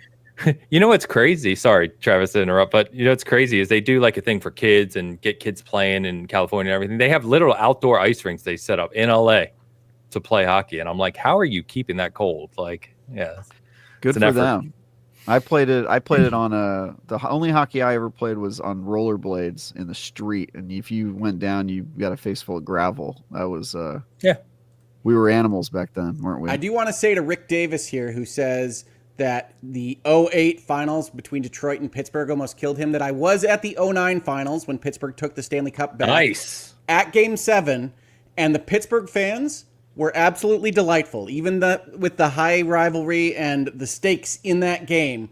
And we all lustily booed Gary Bettman, as he so often deserves. Everyone always at the end of that game. Always gets booed. It's so funny that it was fantastic. Fans who are ready to kill each other over their teams will literally come together and cheer for hockey. I love the culture of hockey. They'll cheer for the sport. They'll cheer for the cup. They'll cheer for both teams. As soon as Bettman takes the mic, the whole place boos. I believe the 09 final was Sidney Crosby's first. What did this guy do to get booed every time he shows up? He's bad at his job, Travis. He is the commissioner of the NHL, and just generally people do not like him. Well, as somebody who was booed off stage for the first 2 years I did comedy, I have a lot of empathy for this guy. So keep your head up, sir. Maybe you'll get better. I don't think he's crying in his cereal. No, he makes a fortune while being bad at his job. I think you'll get better. You're bad, and then until you're not. That's what I always say. I was bad at everything before I got. He's been commissioner for a very Yeah, long we were time. talking about the 09 fire. Stick with it, buddy. You'll turn it around one of these days. By the way, Nixie, I have to ask you to leave, my friend. You can do this willingly, or I can ban you from the channel. Whatever's easiest for you. Actually, I talked to Nixie before the show. He's at the masseuse, so he's talking about something completely different. Fair enough. Fair enough. Thanks for the super chat, Eric. Sorry it took a while to get to it. 230 people hanging out with us live. Appreciate you. They're ready for Expedition 33. They're ready. So I'll kick it off. I know you've got a lot of thoughts, Hoeg. I do as well. Funny enough, I have gone Hoeg on this title, and I say that lovingly, of course, in the sense of because I've been up late watching the Kings game because they're West Coast playoff games. So I'm up at like midnight, the game ends, but then I'm wired. And so I've gotten very little sleep this week. I go to Expedition 33, and I have, even though this came out Thursday, I have 15 to 18 hours somewhere in that ballpark already in this game. So for me, as you know, in a single player game especially, that's an awful lot. But this game launches to a 91 or 92 on OpenCritic. Yes, it's one to of the a highest. rousing chorus of critics loving it. Yes, it is very highly rated. My entire timeline has been people raving about this game. I'm very high on it, but I'll save my thoughts because I want to pass to you, Hoeg, first, because I feel like you have thoughts that are, I'll say, controversial from what I've seen on Twitter. I don't think my thoughts are going to be controversial. Okay, all right. I will say there was an interesting thing that happened this week, which is that the embargo for the reviews of Expedition 33 ended the day before it came out. And so when you woke up on Wednesday morning and you looked at your timeline or your social media or wherever else you might get your news, you saw all these great reviews, and I immediately felt a sense of relief. I didn't realize how much I had writing on Expedition 33 being a game that I enjoyed. You might know, if you follow me on Twitter, I don't know that I've discussed it here, but I was counting down to the days of Expedition 33's release so much that my daughters said, "That's great, Dad. We'll make you one of those paper chains so you can take a link off the chain, and you can put it in your room so that you don't have to keep talking to us about it." And I have that. I didn't actually break that chain because I thought it was so wonderful from my daughters, and they wrote the names of the characters on different links, and it's all black and gold, just like the main kind of color pattern of Expedition 33. It's awesome. I couldn't break it. But I did wind up making them watch all the character trailers when they were released each week going into the launch here. And I was so happy to see everybody loving this game. And then I played it on Thursday morning, and a couple of things happened. One, I was really, really tired because the Switch 2 pre-orders were that same morning. And I had stayed up till like 2 in the morning to try to get a Switch 2. We'll talk about that more in a second. But two, the prologue of this game is one of the best, kind of most propulsive beginnings of a game that I have played in quite some time. It really has that Last of Us type vibe of, okay, we're going to go do this thing now by the time you're done with the prologue. And I had known that I was excited about this because of those character trailers and because of the things that I had watched. I love big damn hero stories, but as a subgenre, I love big damn doomed hero stories. And this had all of that vibe in the prologue, in the trailers, everything that I was looking forward to in this game before the title drops. And then the game turned out to be a little bit different than I was expecting. I'd expected a Final Fantasy game with its own French flavor, but it's not so much that. In a Final Fantasy game, you've got a lot of melodrama, yes. You've got a lot of character beats, yes. But you've also got a world that may not make entire sense because it's a fantasy, but is at least explained at some level moving forward. And this game doesn't do that as much. This game is much more interested in its combat system, which is fantastic, but its world is more of a tone poem, right? So the stuff that you are playing through in Expedition 33 is really cool looking throughout. It's a gorgeous game. It's gorgeous artistically. It's gorgeous visually. It's gorgeous musically. It is clearly not a AAA game. It kind of skips that last step of polish, so you don't get the same kind of level of lip syncing or collisions or maybe textures in various places. But it goes to show from my perspective how much you don't need those things, that the AAA developers are probably spending too much on that last 1% or whatever of polish, because this is a little bit less than that. And gun to my head, it's probably the prettiest, most aesthetically pleasing thing that I've played this year. It's stunning. So yeah, it's gorgeous throughout. The issue that I have with it is that it really doesn't want to dive into what's happening in its world. It is really more rule of cool. That awesome level that you saw in the trailers of everything being underwater and everything looking weird is just underwater and weird. The lanterns that are floating and look bizarre as you walk through a forest, those are just floating lanterns, and that's fine. And I've grown to accept it for what it is more as I've gone along. But for my money, what I like to see in an RPG is the world and the story first, the action and the combat and the exploration second. And this flips that structure. So this is much more about exploring areas. This is much more about investing in a combat system. And to be frank, it's much more about fiddling with menus. If I have a big downside to this game is that it's got 100 little bits of build crafting for all your characters. And I know that's going to appeal to some people, but I view this as kind of the Path of Exile 2 versus Diablo kind of structure for a game. I prefer Diablo, which keeps you a little bit more streamlined, a little bit more guardrails to really have you explore the world and go to villages and talk to people and do these various things. Not that Diablo is a standout story, but that it positions the world as something that you're going to be interested in and explore, versus Path of Exile, which is these giant skill trees, all these various different things that you can manipulate on your characters. All the stuff that is great about the combat system in Expedition 33 requires a fair amount of fiddling in terms of putting your party together, what they can do with each other. They each have different things that can equip that have different passive effects, and you can learn those passives and put them on any character if you battle with them enough. And so basically, I spend a lot of time in this game in the menus, which are not super well designed, moving things around into various spots more than I would like to be. But the combat system overall is excellent. And I want to put that forth because this is a game I really love. And the rest of this conversation, I know, is going to sound like me predominantly being negative or critical about things in the game because I like nuance. I like to talk about things that I love, like Expedition 33, with a fair amount of critical detail. And so, Ains, that's what I want to say as an overview. I am sure the rest is going to get me in trouble and people are going to clip it and make fun of me or whatever. That's fine. But I do love this game. I do not appear to love it as much as the rest of the internet. Fair enough. Yeah, and that's fair. So I'll kind of talk about the things you talked about, and then we can bounce off of each other. And Travis, I know you haven't played it yet, so if you have any questions about it as we're talking, just jump in. But I don't have to your point, I'm going to play it, and I don't want to know anything about it. I'm actually tuning. We're not going to spoil any plot. It's okay. I've been listening to you anyway, just in case. Yeah, I think. Same old. I mean, that's nothing new. So what you comment on? I agree with you. I really love the prologue. Got me invested into the characters very quickly, and I really like the characters, at least so far, right? And everything should be taken as I'm on Act 2 of this game. No, I have not finished it. No, I'm not going to score it. Nothing like that. So take these comments as you will. Yeah, I'm deep into Act 2 as well.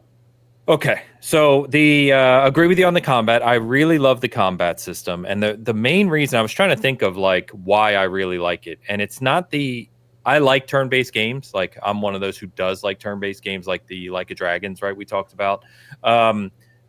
But what I really like about this is I'm so used to we'll just say JRPGs or that style of game having characters where you have like a health and mana bar. And then you have your spells or your skills, right, of whatever you have for your character. And you manage those like we have done for decades. And what I really like about this game is that each character actually has a unique attack style, not only just skills, right, but attack style. They have a unique flavor of what they can do. Yeah, and they have a secondary resource. Everybody has their own. It reminds me of Final Fantasy VI that way. Yes, good call. So I really like that because combined with what you were talking about of like, if you want to get into theory crafting, there's some of that here. You can play around with those Pictos and Luminas and whatnot and kind of mix and match to your passive abilities. But regardless, every battle, depending on the speed of your character, and you can even adjust like who you have attack first based on their speed, right, and their passives. And you can line that up in a certain way so that you can go in and attack in all sorts of different combinations. So I really, really love that about the game. I've got it now. Yeah, there's a bunch of workable builds, both at party level and individual level. There's undoubtedly true. Love that. And that's what people, when I get into conversations about Diablo 4, people get upset or are not happy with the fact that there are specific kind of ways that you can build those characters and other ways just don't work. this has a number of different ways that you can build out any character that you're playing as. If I have an objection to that, outside of the parries and dodges, which we'll talk about in just a second, I'm sure, it's that you have a significant advantage when you know what's coming. And so one of the things, like a Dark Souls game, and we'll talk about that, I'm sure, Ains. I was hoping that reference wouldn't come up. You go and you learn what the weaknesses are, and you say, all right, I got to back out, and I'm going to build my party differently, because there's such a strong emphasis on weaknesses and such a strong emphasis on getting those synergies correctly, that I think it is a little bit less approachable than some JRPGs might be for some people. I personally prefer the combat system in Metaphor a little bit more than this one, Metaphor being Personas, or a modified version of Personas, of course. Yeah. But this one is real close and right up there, which is really impressive for a first game from any studio. So I do have that objection, because I do think you can find yourself in a place where you're fighting a boss or someone else, and he's just weak to the stuff that you are not good at sending out there. And because everybody is so kind of flexible, you just have no capability of dealing with that without restarting at the last flag. And I think that's something that maybe could have been designed around, but was not. Okay. But you don't think so? I agree with you. I like it because I love the combat system in Persona 5. Persona and Metaphor to that degree. And I think this is kind of similar in some ways. You don't think that let's talk about like some of the boss battles, right? Some of the harder enemies where you have to do what you're talking about, where like you're going to need to focus on certain things to overcome a challenge. And it can be challenging at times, right? But I don't see that as drastically different from what I've seen in other games, right? There's battles I got into in Metaphor, and I only have 40 hours of Metaphor. I never finished it. Or Persona, right? Where you go in and it's like, okay, I'm going to use the same approach I've used on the scrubs outside. And I get wrecked. And it's like, well, shit, I'm going to have to rethink this, right? I've done that in those games. I mean, I didn't find it drastically different in that vein, like of where you really have to plan and think about what you're going to do for certain bosses. I guess I would say with the guardrails of a game like Persona or Metaphor, where it's like, okay, I'll switch to that different job type and then I'll have those abilities. That's a very quick process to go back in and pop in versus, all right, scrub everybody of their Pictos, scrub everybody of their Lumina. That's fair. Let's figure out what the heck we're doing here. And more to the point than Pictos or Lumina, the actual skills that everybody has are really, really flexible. So my Mael might be focused on doing fire damage. Your Mael might be focused on killing shields, whatever it might be. And if you show up and you're not ready for that, you better have a recoat ready, and you better be able to reimagine your character design entirely and how that fits in with everybody else. I think that build crafters and people that like that level of minutia are going to love this. I think it's already been borne out that they do. That's not really what I love about a strategic attack system. So that's one thing that I don't enjoy as much as others do. But that's going to be your mileage may vary subjective thing. It's my love of Diablo 4 versus Path of Exile. That's really where I see it. That's just a different taste in these things. Yeah. Yeah. So I don't think, like, I really haven't struggled in beating any of the kind of big bosses in this yet. Now, I had the benefit of doing the preview, so now I can talk about, right? The preview took you to the end of the water world after you get Mael. So that was the preview. So I'd already played that part, and since then, I haven't struggled too much. So, but I do definitely get your point of like switching a job in Metaphor or something equivalent to that in other JRPGs. It's definitely a lot faster. I do find like I like playing around with the Pictos and Luminas and thinking about it. I think a lot of people will. But it is cumbersome, to your point. I do agree with that. So I think that's fair. I said the other thing about the system that really confused me at first, because I didn't get the fourth character in the preview, so I've only done that in the main game, right, is I didn't realize going into the game that you have 4 characters, but you only go into combat with 3. And that just is odd to me. Like, it doesn't bother me per se, but when I realized that's what was happening, it's kind of weird. It's like I want to use all 4 of my people, and you see all 4 people. All 4 people are in the conversations. All 4 people are in the menu. Yeah, it actually levels JRPG, the 4th.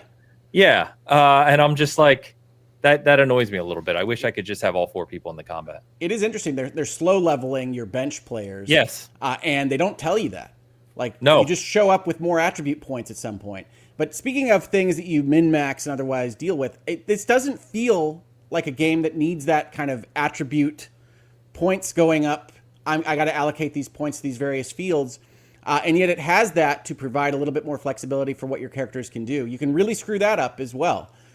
So, again, as a lover of JRPGs, apparently I just like mine a little bit more streamlined, a little bit more guardrails on the outer edges. But I agree with you, Ains. I love that everybody has their own gimmick. Most of them are frameworks about building up something and then using that something. But they are good gimmicks. It's interesting to engage with each character as their own unique thing.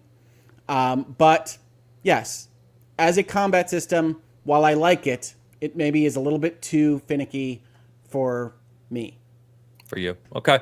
Alex does have a good point, which I forgot to mention, Hoeg, is that when you go into a major battle, it auto saves. And if you look at your menu, there's 2 saves. So the second one down, if I recall correctly, you can load that and that loads you straight back into the battle or right before it, right as you're going into the battle. So you don't have to go back to the flag per se. So I believe you. No, I haven't lost a lot of progression that way. It was really just a matter of you get into positions with bosses where you're like, well, this is clearly not going to work at all, and we have to take it all down. Sorry, I was on mute typing the thing. So obviously I have other comments, but you said, some of your other stuff is a little more critical. Let's come on, light the internet on fire, my friend. Yeah, you see, I love that you encourage me to do that. You're going to be all nice and respectful and professional here. But I know I'm going to get myself into trouble. So here's the thing. I wasn't expecting this game to feel as much like a Souls game as it does. No, it doesn't. It does. It really does. This game is primarily focused on environmental exploration and tough fights, more than it is about characters or story or world. And that's fine. But what you do is you go into one of these levels, and regardless of what Ains is saying up there in the top left corner of your screen, you go into one of these levels, you find a switch that opens a door that lets you get back to the beginning of the level, and then you find yourself with 3 monsters over a glowing something that you have to pick up. You fight the 3 monsters, you pick up the glowing something, and maybe you're hurt enough to use one of your 3 heals. And if you are, then you use one of those 3 heals. When you run out of heals, you go back to your campfire, in this case, your expedition flag. You rest, you heal up all the party, but all the monsters are back.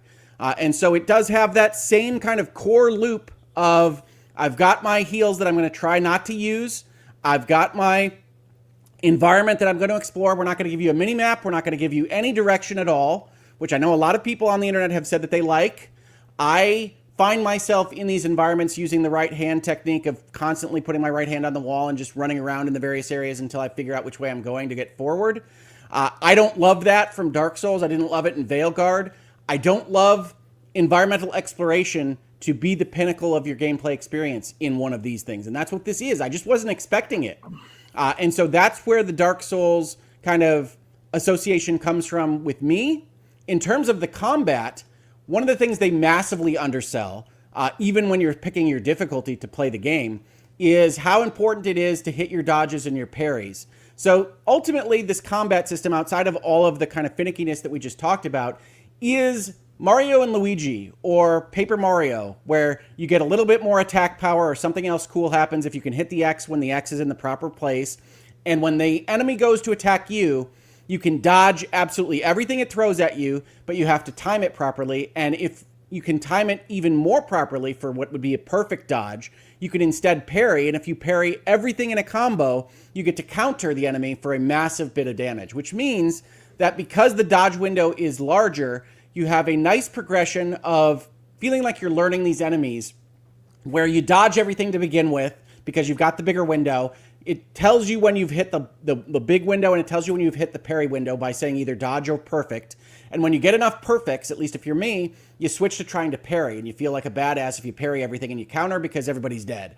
And that's a really fun thing. It's much more active than other games, but because it's expecting you to do this, unlike Mario and Luigi, unlike Paper Mario, where you occasionally take a damage for getting this, if you miss those dodges, if you miss those parries, you can instead get hit and killed in one shot. You can have other horrible, horrible things happen to you. So you are going to be interacting with this system or you're not going to succeed. And that gives you a certain sense of accomplishment, of achievement that you don't get in other JRPGs. I think that's what people are predominantly reacting to positively. But it does mean that mostly you're going and you're memorizing what these people do and how they're animated to start out with, like a Souls game. And then when you have that memorized, you can actually proceed past these monsters. And Skill so issue. that's not what I am looking for in my JRPG experience. I have grown to enjoy it in Expedition 33. I like this game, people. Please clip that as well. But No. it is more of a Souls experience. It takes more from the Souls series than it does from Final Fantasy, and that surprised me. Okay, so my answer is no. I'm going to need more specific objections to what I said. Where did I err? Well, let's start on the tail end, the dodge and parry system. So, one, you are right. Dodge and parry is required. Can't play the game without it, right? It is a system you have to learn. I think that, to your point, right, you don't have to parry. So people even when I play, and I hate even bringing this up because there's very little comparison here, but I'll do it for your benefit, Hoeg. Even when you have to parry in Souls games, you don't have to parry in Souls games. I'm not a parry person. And so you can do that in this game if you want to. I find, personally, right, dodging tends to be easier because you still miss 100% of the damage. You have a bigger timing window. And, really, unless you have to counterattack for some strategic reason or you just want to, you don't really have to do that. So you can 100% play the entirety of this game without ever parrying. I want to be clear about that. I want to say 95%. Yes, there are bosses with timers that you're going to want to get that counter damage. Yeah, that's fair. That's fair. Now, on the design perspective, right? You said environmental exploration. The funny thing about your perspective, right, versus mine, and these are just perspectives, is that I find the environmental exploration to be one of my negatives of the game because it is so basic. You go into these new levels, and there's 2 paths, maybe 3. There's maybe an NPC you can find and some Lumina points or whatever, right? It's very basically streamlined. And so when we talk about there not being a map on the smaller levels, or we talk about Souls design, which, again, we have to be clear because there's many different Souls games and they're structured differently. But I don't know what we're talking about there. I don't know what you're referencing from a world design. I tried to explain it. You did, but I mean, but you go into these levels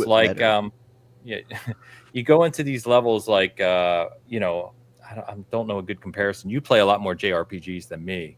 So, but let me go with Final Fantasy 16, just real quick reference point. So when I played Final Fantasy 16, I'm super early in that game, not a good comparison overall, just 1 point. Is you go into level, there's a couple different paths you can take to pick up some basic items, and then you move on and you have a boss battle or some sort of fight, right? And finding these basic items on this level and then going to the next stage of the story or boss battle or what have you, I don't understand how that has anything to do with Souls design. I don't know what you're referencing there. Because Elden Ring's not like that. Souls 3 is not like that. Souls 1 and 2 aren't like that. So I like Sekiro's not like that. So I don't know what you're comparing to. Well, I tried to explain it, but it's this kind of spiraling level without a mini map that you earn shortcuts to go through more quickly. And like I said, with the combination of the flags and the health and the reviving monsters that you have to memorize, it feels like it's Souls vibes to me. And by comparison to Final Fantasy 16, Final Fantasy 16, which is a game I love, you go into an area early on, like the Goblin Village. It has one little thing over to the side where you pick up a potion, and forward is very clear the whole time. It also has a button which you hit to tell you where forward is if you are so inclined. That's a different kind of game than, I don't know what I'm looking at. Everything is underwater. There's floating rocks everywhere. Is that a head? Whatever it is. It's this all kind of artistic, tone poem-y type environment where you have level changes and shortcuts, and it doesn't have to be as good or as complicated as a Souls game for me to get that vibe. I'm not with you on that one. I'll just say that. You don't have to be with me. I think that there is a lot of Souls DNA in this game. But so let's dive into that a little bit because I think there's barely any. The one thing that people are calling out that I've seen, and I've been looking at our chat too, is around, okay, so you rest at a flag, right? An expedition flag, and the enemies respawn. Yeah. Okay. But the enemies are walking around the level. You can choose to engage with them. You don't have to fight them. When you How do is that fight different them, from Souls? You get to choose. How's it different from Dragon Warrior 11? Well, I can't call up my memory of Dragon Warrior 11 specifically, but it's different because I don't have a good reason why it's different. It's different not. because of That's everything my that point. I talked about. It's different because of everything I talked about. I can only tell you how this feels to me, and it feels like a Souls game. It feels like every inch a mile. Your progression is slowed. You have to memorize how the characters react, and you have to go through these environments that are mostly not going to tell their own story. They're going to be artistic creations that are gorgeous, and I love them, but you're going to go through this esoteric area and hopefully figure out where forward is. Look at Travis. What was I going to say? However you want, Travis. I listened to Marathon. This is the actual title game of this video. Yeah. You could have played it makes for it a couple of important. minutes to have this conversation. For sure. I find some of the comparisons funny. I think, honestly, we were talking about this on our Discord, and I think we've gotten to a point in discourse in the gaming community where so many people reference Souls so often, they are kind of forgetting that there are other games out there that have more reminiscent of this. But that's not my fault. I'm not calling everything a Souls game. I'm saying this has Souls DNA in it. And if the fact that everybody else calls Paper Mario a Souls game isn't a reflection on me. This game does have Souls DNA in it. I don't know exactly why you're not seeing it, Ains, but it is what it is. Okay, I think we'll just have to agree to disagree on that one, because very few people play Souls games more than me. I'm telling you, there's almost nothing of Souls in this game. You can say the enemies respawn. That's not unique to Souls by any stretch. It's not unique in the JRPG genre. Walking around having the three heals and I rest and the monsters come back. There is no other JRPG that I can think of where that happens. So the only thing this does to your potion thing, like you said, right, is that you refill those when you rest at the flag. The main reason I like that in this game is because typically in JRPGs, you're managing lists of items of like healing structure, of varying strengths and all that. And this game focuses more on the intuitiveness of during the combat, right? So you have your thing where you can heal the party out of combat, your chroma or elixir or whatever. But in the combat, you're setting up your skills, and a lot of those skills have to do with healing or revives or other things, right? And they kind of remove I feel like they've done a good job at removing the cumbersomeness or the repetitiveness of managing. I have 30 healing potions. I'm going to have to use 18 of them in this battle, and then I'm going to have to go refill them and refill my health and mana meter. They basically simplify that down to make it focused on the skills more directly. And all those items have the same kind of rest, souls, replenishment concept. I like that. I like that streamlining. I don't have an objection to it feeling like a Souls game and it having Souls DNA. Well, it doesn't, it just wasn't what I was expecting. Well, it doesn't, so you're good. And there's no Souls game where you fight with a party. There's no Souls game that's built this way. I'm not saying it's a Souls game, Ains. You keep taking this the wrong direction. I understand that Souls games aren't turn-based party JRPGs.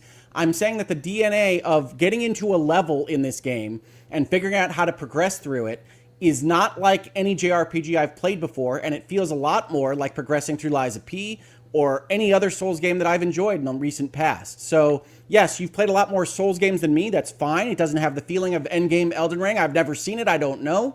But for my experience with Souls games, this has a lot more close relationship to that than I was expecting, and more than in something like Final Fantasy 16. Okay. Yeah. We will definitely continue to disagree. The funny thing is, this is the kind of stuff I'm seeing. Like, this is what I mean. It has weapon stats. He's being sarcastic, of course. But it has weapon stat affinities like Souls. It has dark fantasy like Souls. And this is what I mean with the comparisons. It feels like if there's anything that's even remotely... didn't say any of those things.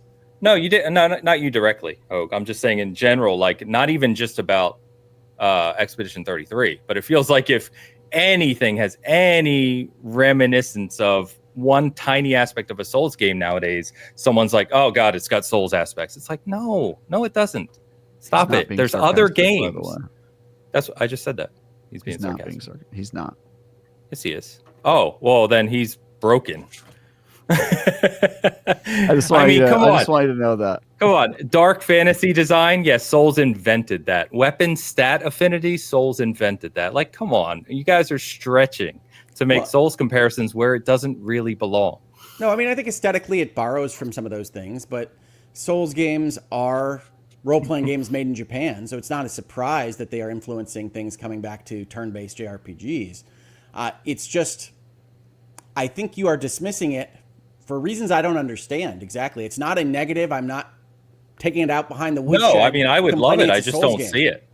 I think the reason that you are responding so positively to it is because of that DNA, Ains, honestly. As someone that plays a lot of JRPGs. No, well, I remember going into this game when we talked about like it essentially being a JRPG. The creators have said like it's a JRPG, right? In design, is the fact that I've fallen off of a lot of JRPGs. But what I saw out of this game, and the reason I really like it, is one, the combat, kind of what we talked about previously. But I also like that it doesn't fall, at least so far, right? And I know you want to talk about this a little bit too, is the tropes. Or lack thereof of JRPGs to me. I've gotten exhausted with JRPG tropes over the years, and I feel like this game, at least for me, it's kind of dark, it's kind of brooding. It doesn't seem to pull a lot of punches with being a little more dark in that vein. And I don't know where it's going. It's obviously previewing things, right? Especially at the end of Act 1, with no spoilers here. It is very telegraphed in terms of storytelling. I think it's probably the weakest part of the game. And that is a shame to me. Hoeg, I was not finished my point. Sorry. Hold on. So I think that the character development and what it's shown so far that it's willing to do, right, and that the direction it's going, I really like in the JRPG shell that this game is, versus what I typically get out of a modern big JRPG, be it Dragon Quest, be it Metaphor, be it any of these other titles that I've hoped have taken me. This again, fully personal, right? But have taken me. I hope they go a certain route. Final Fantasy 16, a good example, where I hoped it was going to go back to something I wanted to see, but it ended up feeling very similar to me anyway. So it feels like this is a little different in that vein. It feels. I mean this as a compliment. It feels very French. It feels very European. It does feel very French. Yeah, I mean it as a compliment. It feels like a JRPG, but that has a different underlying tone to it, and I really like that. Sorry, go ahead. All in black and white, all characters smoking cigarettes, talking about. I can't promise you there isn't black and white. You're not far off. Yes, it's very French.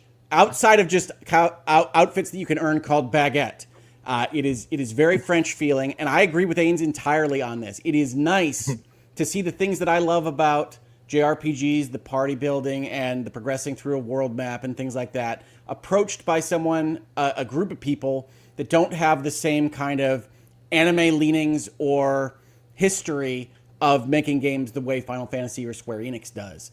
And so I think that's really cool. I'm a little disappointed that the world is not as fleshed out as I would have liked to have seen it. And yes, I saw some people in the chat saying there's reasons for that, et cetera, et cetera. We're not going to go into spoilers here. It is patently obvious why what is happening in the game is happening. But that doesn't make it something that I enjoy as much as I would have with a fully featured world. And so that's one of the things that I really was having a problem with. I continue to have a problem with that. That's not going to go away. However, the ending is, although I think it's basically given all of its secrets away at this point. And I wish that it was reaching the same level of emotionality that I did get from a game like Final Fantasy 16, especially with Ben Starr in this game and other aspects that clearly reference Final Fantasy pretty extensively. That said, do you think it'll get there? I mean, it might at the very, very end. I have not played that obviously yet. It doesn't so far, but the prologue is the place where I think all the stuff that I was kind of banking on this game making me feel lives. And so I enjoy playing it. It has more of that lean towards combat and build crafting than world and character. I think Act 2 is a little bit stronger than Act 1 in that regard. But everybody that's remotely interested in any aspect of this conversation should play it. It's an excellent first game from this studio. It is absolutely amazing with respect to artistic sensibilities, either on screen or in your ears. The music is fantastic. And if I had a nickel for every game that released in April that explained the subtext of the character's motivations by lyrics in a song playing under a battle, I would have 2 nickels, which isn't a lot, but it's strange that it happened twice.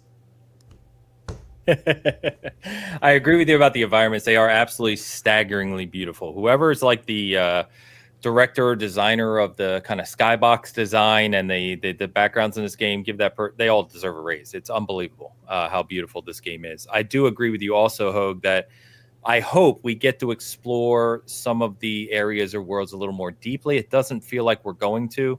So it's a little surface level for me in that regard. I agree there. And people are like, hey, they finally agreed. It's like, it's okay to have differing opinions. We talk about that all the time here. It's okay. Hoeg and I aren't mad at each other. It's just a video game. But I think, yeah, I know. The other thing I did want to call it, I forgot to mention that I really liked, and you play more of these types of games than I do, Hoeg, so I don't know if you got the same feeling. But when you get to I like that they're okay to be very serious and dark and brooding at times in this game, but then on the flip side, they can also be very whimsical. I liked getting the Gestrel. Is it Gestrel or Gestrel Village? Gestrel. It's just Gestrel. like Jester. Yeah. Gestrel Village. And I liked the kind of whimsy nature. It gave me reminiscent feelings of playing the 16-bit RPGs where you kind of get into some of those moments in some of the classic Squaresoft titles or Fantasy Stars or stuff like that, where you get to these just kind of goofy places, you know what I mean? And you can kind of have some laughs, and some of the characters are really funny. And SK, right, is very goofy, and I like those aspects of it. I think it does well to play into again, very French, of it can be dark and brooding, but also very kind of humorous at the same time. And I really enjoy that combination. I will say massive tonal shifts, not unique to the French. JRPGs, True, Japanese true. style do that all the time. Final Fantasy Rebirth was damn near giving me back a whiplash from the times where you'd have a super serious conversation about bodily harm or loss, and then a crazy cartoon villain would appear in a robot. I mean, that's how that game works.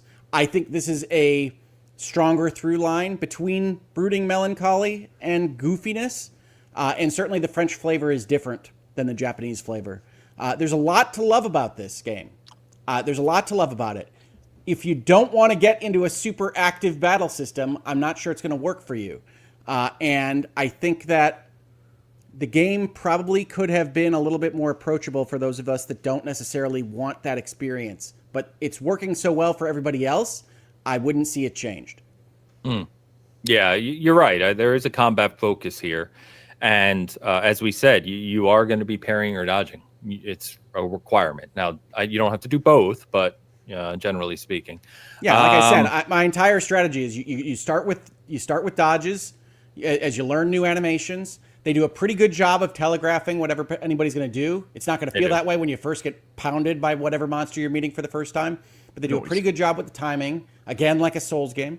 And then you'll learn how to dodge, and then when you get those perfects to start popping up, you can take the brave step to switch into trying to parry, and if you can parry everything, you're going to have a lot easier time of it, which makes it that kind of progression that's slow, where you're learning everybody's animations before you can proceed.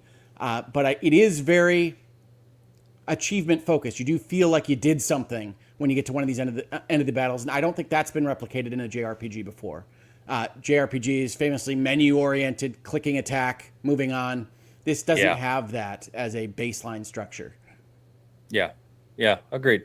It's funny. Rick L just says too late or too soon indication would have helped. Maybe I think that's probably a kind of an interesting point. Well, the too late is bad, because if you miss your dodge too late, you just get hit in the head. You don't see exactly what happened. You look like, did I hit the button? Did I hit the wrong button? And that might be a good indication. I do think they did a really good job with having it show dodge if you're in the dodge window and perfect if you're in the parry window. I think that's a really smart thing. There are a number of smart things they do in this game. I really like that the rest of your party can show up if the first party goes down. And so you have the rest of your characters kind of try to save things at the end. And because of the way this game is built, it can still work, because you can parry and dodge and do all the various other things those characters can do, even though it's only maybe less characters than if you had your full party ready to go. I like that. There are other things I like about this, including the art that we've talked about. I just don't like how fiddly it is, and I was expecting more world. That's my fault. That's on me. If you're okay with less world, a more kind of superficial approach, rule of cool, doesn't that look amazing? You're going to see a lot of amazing stuff. You're going to hear a lot of amazing music. You're going to have a really cool combat system that's going to take you through the whole thing. Just don't go expecting a really deep story. Yeah, I think most of that's fair. I'm kind of curious to see where it goes. Agree, it's more combat focused, and some of the design sensibilities I really like too. And let's not forget that this is a first game from the team, right? A team of ex-Ubisoft developers, at least kind of the leadership of the team. And they did announce, I think on Friday night, if I recall correctly, they announced that they had sold 500,000 copies. That's in addition to, of course, being in Game Pass, whatever that deal looked like. And then they literally announced last night that they passed 1 million. So the game is selling. So it's great to see the success for the team. And I'm very anxious to play more. I haven't been this addicted to a game since when I first started Kingdom Come Deliverance 2, which I talked a ton about a couple months ago. Yeah, it's this year in games has been nuts. So we do. No, to its credit, I woke up this morning, went and played Expedition 33 right until I had to get on this show. So I like this game. Me too. Until I had to do the notes and all that. Yeah, I woke up and I was like, all right, more time. So can't wait to play more. What was I going to say? We do have a super chat I want to get to related to the conversation. So, Roketsu 86 $5 super chat. I just wish they had decoupled the defensive timing from difficulty. On story, the windows work for me, but the RPG elements are completely neutered. You could see a world in which they took the enemy hits down in some kind of mathematical way so that you could still play the rest of the strategy out. You could see that happening. I wouldn't doubt that we'll see some kind of patches to this game, but I don't know that we'll see anything that drastic. By RPG elements, do they mean the need to build into your skills and everything? Because like building your characters and learning. You don't need to. Well, I mean, the big part of building your characters is that each of the skills takes a different amount of action points, and you're selecting your deck of 6 skills that you're going to have available to you. And you want to engage with that, but if you turn it down to story mode, I think the comment here is everybody's too easy. You don't have to engage with any of the systems at all. And all I really want to do is not have to dodge everything. And there could be a decoupling there. I could see that happening in the future if they were so inclined. Okay. Yeah. Yeah, I hope so. I mean, I'd like to see as many people enjoy this game as possible. I'm finding it that enjoyable. So if they can tune things in a certain way to make that happen, by all means, I hope they do. So, all right. Well, that's Expeditions. So why don't we got a couple other things to talk about, including Switch 2 pre-orders were this week, my friends. Did you end up jumping? I'm starting with you, Hoeg, because you were let down. Obviously, we ranted about the Switch 2 debut a few weeks ago, and you were let down by this. But I also know you and family are big Switch players. So what was? Yeah, I was always getting a Switch 2. I continue to be let down by Nintendo's leadership. I have relatively little faith in the future of Nintendo products, but the Switch 2 was always a product that I was going to get.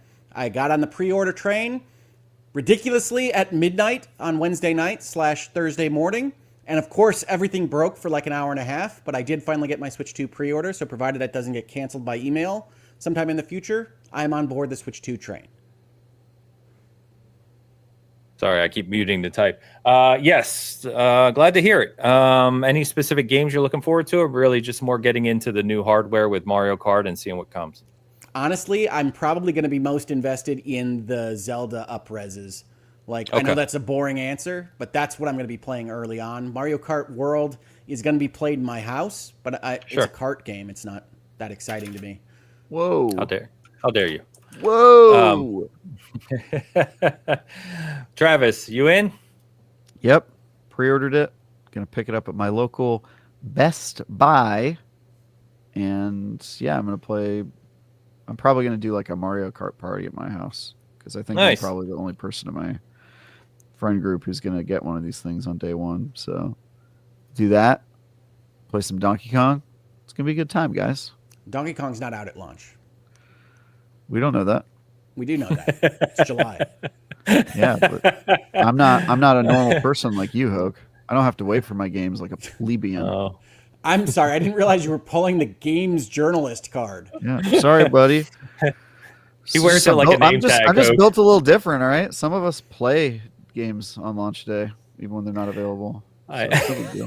My bad. I forgot to You forgot who you were talking prostrate to. myself. I think is what before my happened. Liege Lord. There we go. Yeah, thank you. Salt and bread, please. Yeah, I got one too. I had already pre-ordered from Amazon UK just in case. But I did end up getting one from Walmart. I was kind of logged into multiple. Best Buy was annoying to me because they did the line thing, right? And you stay in line and stay in line. And eventually, after like 30 minutes, it refreshed. And I was like, okay, it's time. It refreshed the main page again. Oh, So then I clicked pre-order and it put me back in line. Yeah, my Best Yeah. Buy line interesting. crashed to cart is empty. So Whoa. nailed it, Best Buy. Mine was pretty good. I added myself to the line. I waited like 30 minutes, and they were like, all right, you're ready. It continues to be remarkable Check to me. out. I understand the difficulties in server structure, but when I've got 5 windows open and I'm willing to give $500 to whoever can get this done as appropriately as possible, and they're all breaking down, I look at it and say, surely one of you can solve this issue. Yeah, I'm always amazed that it hasn't gotten any better all these years. We're still dealing with the bots and the servers and pages crashing. And Target's website in particular has had the exact same infrastructure. I heard they were the worst. Yeah, they've had the exact same issues. I shit you not, for like a decade. Like they have made zero adjustments to the problem. It's very funny. Well, anyway, it sounds like all three of us are in. Travis, just a reminder, you owe both Hoeg and I pizza whenever you're ready, sir. I do not demand pizza from you, Travis. I am demanding pizza. I spent like $50 on him and D. I'm getting a pizza. Wasn't the agreement that the 2 losers would buy the winner pizza? I have no idea. No, it was obviously one person wins, but if it happens to launch at 450, it'll be right in the middle, and you will owe me and Hoeg pizza. That was not part of the original bet. It is. I will clip it. No, I would love for you to clip it, because the original agreement was the 2 losers buy the winner pizza, and now it's changed to the 1 loser buying the 2 winners pizza, which is doubly bad for me. It's a way worse outcome than I agreed to. You can go look at the video, Travis. I'm not going to demand a pizza from you either way. I have demanded pizza. I'll buy you a pizza and not Ains, just to reward your benevolence. Damn it! I got outplayed again. Put Travis's pizza in a UPS legitimately, box, you guys both bought me pizza, and I felt bad about it for a while, so I should probably buy you both pizza. I think that's funny. We'll have a tiebreaker going forward in events like these. But that's cool. All three of us are going to be in. According to Walmart, and this rarely comes to fruition, but we'll see. On their site, if you got from Walmart, it says local delivery by 9 a.m. So I fly to I fly to LA at like 1 p.m. that day for Summer Game Fest. So if all holds true, I will be able to take my Switch 2 with me to Summer Game Fest is what I'm You'll hoping. be the first guy on the plane with a Switch 2? Yeah, I'll be like, check it out, losers, So, nice. No. But yeah, we'll check it out. I hope that happens. We'll see. That sounds good. I'm picking mine Ains up in charges person, his Switch old 2 school. in an airport outlet. Kid runs by, steals it. There's going to be a hurt kid that day. Regardless, unrelated. Regardless, I'm not even talking about the Switch 2 anymore. But that's cool. Yeah, I'm excited to check it out. Obviously, like I said, Donkey Kong's the thing I'm waiting on, which comes a month later. So we'll cross that bridge when we come to it. But we'll have more thoughts on the Switch 2 and the hardware itself and Mario Kart World here in 5 weeks? It's not far off. We'll be all set. Yeah. Ghost of Yote. In a week of Oblivion, Shadow Drops, Expedition 33 dominating the narrative, Switch 2 pre-orders, PlayStation says, this is the moment we want to announce our one major game coming out this year. It's truly bizarre. Weird timing, for sure. It almost disappeared anecdotally from my timeline immediately. It was like I saw it and then no one had talked about it. But anyway, if you missed this, Ghost of Yote is officially launching on October 2nd. It has the usual additions you'd expect from PlayStation, including pre-order bonuses, digital deluxe edition, and a collector's edition with the mask and some other niceties for $250 from PlayStation Direct only. And then they got a new trailer, which I want to read this, guys, because it sounds like they're setting up the structure of this game a little differently maybe than Tsushima. So it but says not 16... a little differently from something else. So we'll talk about that too. Oh, yeah, fair. Yeah. So 16 years ago in the heart of Ezo, is it Ezo? Called Hokkaido in present day, a gang of outlaws known as the Yotei Six took everything from Atsu. They killed her family, left her for dead, pinned her to a burning ginkgo tree outside her home, as you do. But she survived. She learned to fight, to kill, and to hunt, and after years away, she's returned to her home with a list of 6 names: the snake, the oni, the kitsune, the spider, the dragon, and Lord Saito. One by one, she's hunting them down to avenge her family, armed with the same katana used to pin her to that burning tree all those years ago. But while Atsu's story begins with vengeance, she'll find there's more to her journey than just revenge. As she explores Ezo, Atsu will meet unlikely allies and forge connections that help give her a new sense of purpose. So yes. The elephant in the room is that sounds like Nawe. Like you got unlucky, Sucker Punch, or maybe not, but that is the main character's plot line in Assassin's Creed Shadows, also which launched this year. And so I have no doubt that Sucker Punch is going to tell a more depthful story than Ubisoft does with their open world games, because Ghost of Tsushima showed me that already. But it can't be ignored that plot summary is almost identical to Nawe's starting point for her journey in Assassin's Creed. I think you can blame them, because if you make a game in feudal Japan where you play a samurai who's on a quest for revenge, I think that's on you if that happens to coincide with the 10 other games that have that identical plot line. Well, I mean, it's a female going on a quest for revenge against code-named assassins. I mean, like there's a whole bunch of stuff that goes along with Assassin's You're saying it's Creed. even more similar. Yes. Than, it's not just.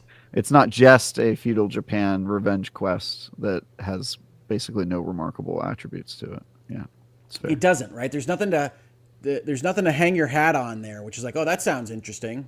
That is as generic sounding as possible. But I do give benefit of the doubt to Sucker Punch, because I thought Infamous sounded boring and they made a good story out of that. I thought Ghost of Tsushima sounded boring. The fact that Ghost of Yote sounds boring, I guess not a surprise, but I do anticipate that they will make a more compelling story than just that summary suggests. Yeah, I hope so. I mean, it's interesting, right? One of my favorite parts of Tsushima were the one-on-one battles you could go hunt down and find, right? I thought those were really interesting. They were exciting. And if they can tell kind of that story in a meaningful way, this also made me think of, another game, not that the game structure is the same, but it made me think of Sifu, where Sifu in each level, the end of the level is a boss that you're trying to hunt down that has a unique combat style and unique battle. So we shall see. I hope it's interesting. Tsushima, I think the three of us almost agree, I think universally on Tsushima, that was a good game, but not as spectacular as some. I really love Tsushima a lot more than you do, Ains. I think we're on record there with that. Oh, okay. I'm sorry. I thought it's like an 8 to me. I wouldn't go any further than that. Yeah, I'd be in the 8 range as well, but I didn't find it to be like spectacular in that sense. The lack of UI and elements that it did to replace the conventional UI was, for me, the coolest part of that game. Yeah, I liked following a bird or the wind or whatever. Yeah, I like that, but it just felt repetitive. Yeah, I mean, I think the combat was like really bad. If you're a like Souls-like person and you saw what they were going for, it was just felt like a really bad version of that. But I'd say Tsushima's combat is more like Batman. It's that rhythm counter combat. Yeah, it's not great. Yeah, and I felt the systems were very. I think I said at the time, and obviously this is several years ago now, when it first came out. But I think I said at the time it felt very PlayStation template-y. The UI, the menus, the skill building all felt very similar to their other games. Where like I was looking for something more unique in the kind of Japanese RPG realm, if that makes sense. But we'll see how this one shapes up. Are you guys sick of feudal Japan yet? Are you guys with me yet? No. No, it doesn't bother me. I like it. Give it a little. I like it. No, I think it'll be good. I'm looking forward to it for sure. I mean, the interesting thing here, do you guys? I mean, we joke, right? And we've said many, many times, don't think Grand Theft Auto is this year. But clearly, we're starting to get more releases now in the September-October timeframe. So we've got this, Borderlands 4 announced their release date, which I think is like September 23. It's the same day as Marathon. Yeah, a week or two before this with Marathon as well, right? So you have to think that PlayStation owning Marathon and Ghost of Yotei knows that there's no Grand Theft Auto coming at that point in time. Well, they know it's not end of September, early October. I think it's clear from this announcement that, yes, if there is anybody that knows anything more than what Rockstar has said publicly, it's going to be the Sonys of the world. And so Grand Theft Auto 6 still has a window in late October, November, and early December, but I think it's becoming increasingly unlikely that it's going to hit that window. Yeah. By the way, Shush says, I'm with you, TJ. Nice. But is he with anti-TJ? That's the question. All right. We also got the release date for, I think, what's Hoeg's most anticipated game because he's a control fanatic. FBC Firebreak is coming. June 17th, Hoeg, you have to wait less than 2 months for this banger of a title. Nothing about this game looks good. Is this the control multiplayer game? Yes, the co-op game. It is. So apparently, I think when we talked about this last time, we said, what's the audience for this game and how's it going to survive? And it is a $40 title, but it is also launching on Game Pass and PlayStation Game Catalog, which, reminder, is the extra in the premium That's tiers. their business model. So it feels like they know that they have to get this game in people's hands one way or another to at least check it out. It still does not look interesting to me. I mean, by the time you're selling to both catalogs at once, it might be that your entire business model was to make something to sell to them. I'm not sure that there is a separate market for this game other than those streaming services need some Netflix filler. They'll play it. People play games when it's on those services. I'm telling you, man. There's like a lot of just like travelers who just go. I love Remedy. I do. But this does not look like my cup of tea. I'm not talking it doesn't look like Remedy. That's why. Right? Yeah, I'm not even referencing like the love of Remedy. I'm just talking about people who like open Netflix and like actively go, I'm going to find something to watch, and they have nothing in mind. I find that behavior strange, but I do know that I've seen that in people. That's more common than I think the opposite of like people not doing that unless they explicitly have something in mind. And so there are channel surfers in the Game Pass PlayStation catalog world, and I know many of them, and it's a completely foreign like position to me, but they exist. And so I think they're trying to improve their chances by maybe you discover this game, and if it's good, then good on them. Go nuts, Remedy. I hope you do great. I don't see it for myself. To your guys' point, I think the fact that we're so informed, right, of what's releasing, who's making it, how good it should be in theory, is a little different from your average audience. But to Travis's point, right, like Game Pass even has that thing where you can click a button and it'll randomly pick a game from the catalog for you to play. Because how can that be enjoyable? Hit me with anything. Oh, it's a turn-based RPG. Great. Oh, it could be enjoyable if you like all types of games. I feel like I like the majority of games, but I would not trust Xbox Game Pass to just select anything from its library and say you're going to enjoy this right now. You think you like the majority of games? Oh yes, definitely. Have you finished Xenoblade Chronicles 3? What do you think, Ains? Just throwing that out there. I like to remind us of that once in a while. I had a stroke. I'm going to continue to use that one as the reason why that window of time, which is when I was going to play Xenoblade Chronicles 3 extensively. Really? You hear this, Travis?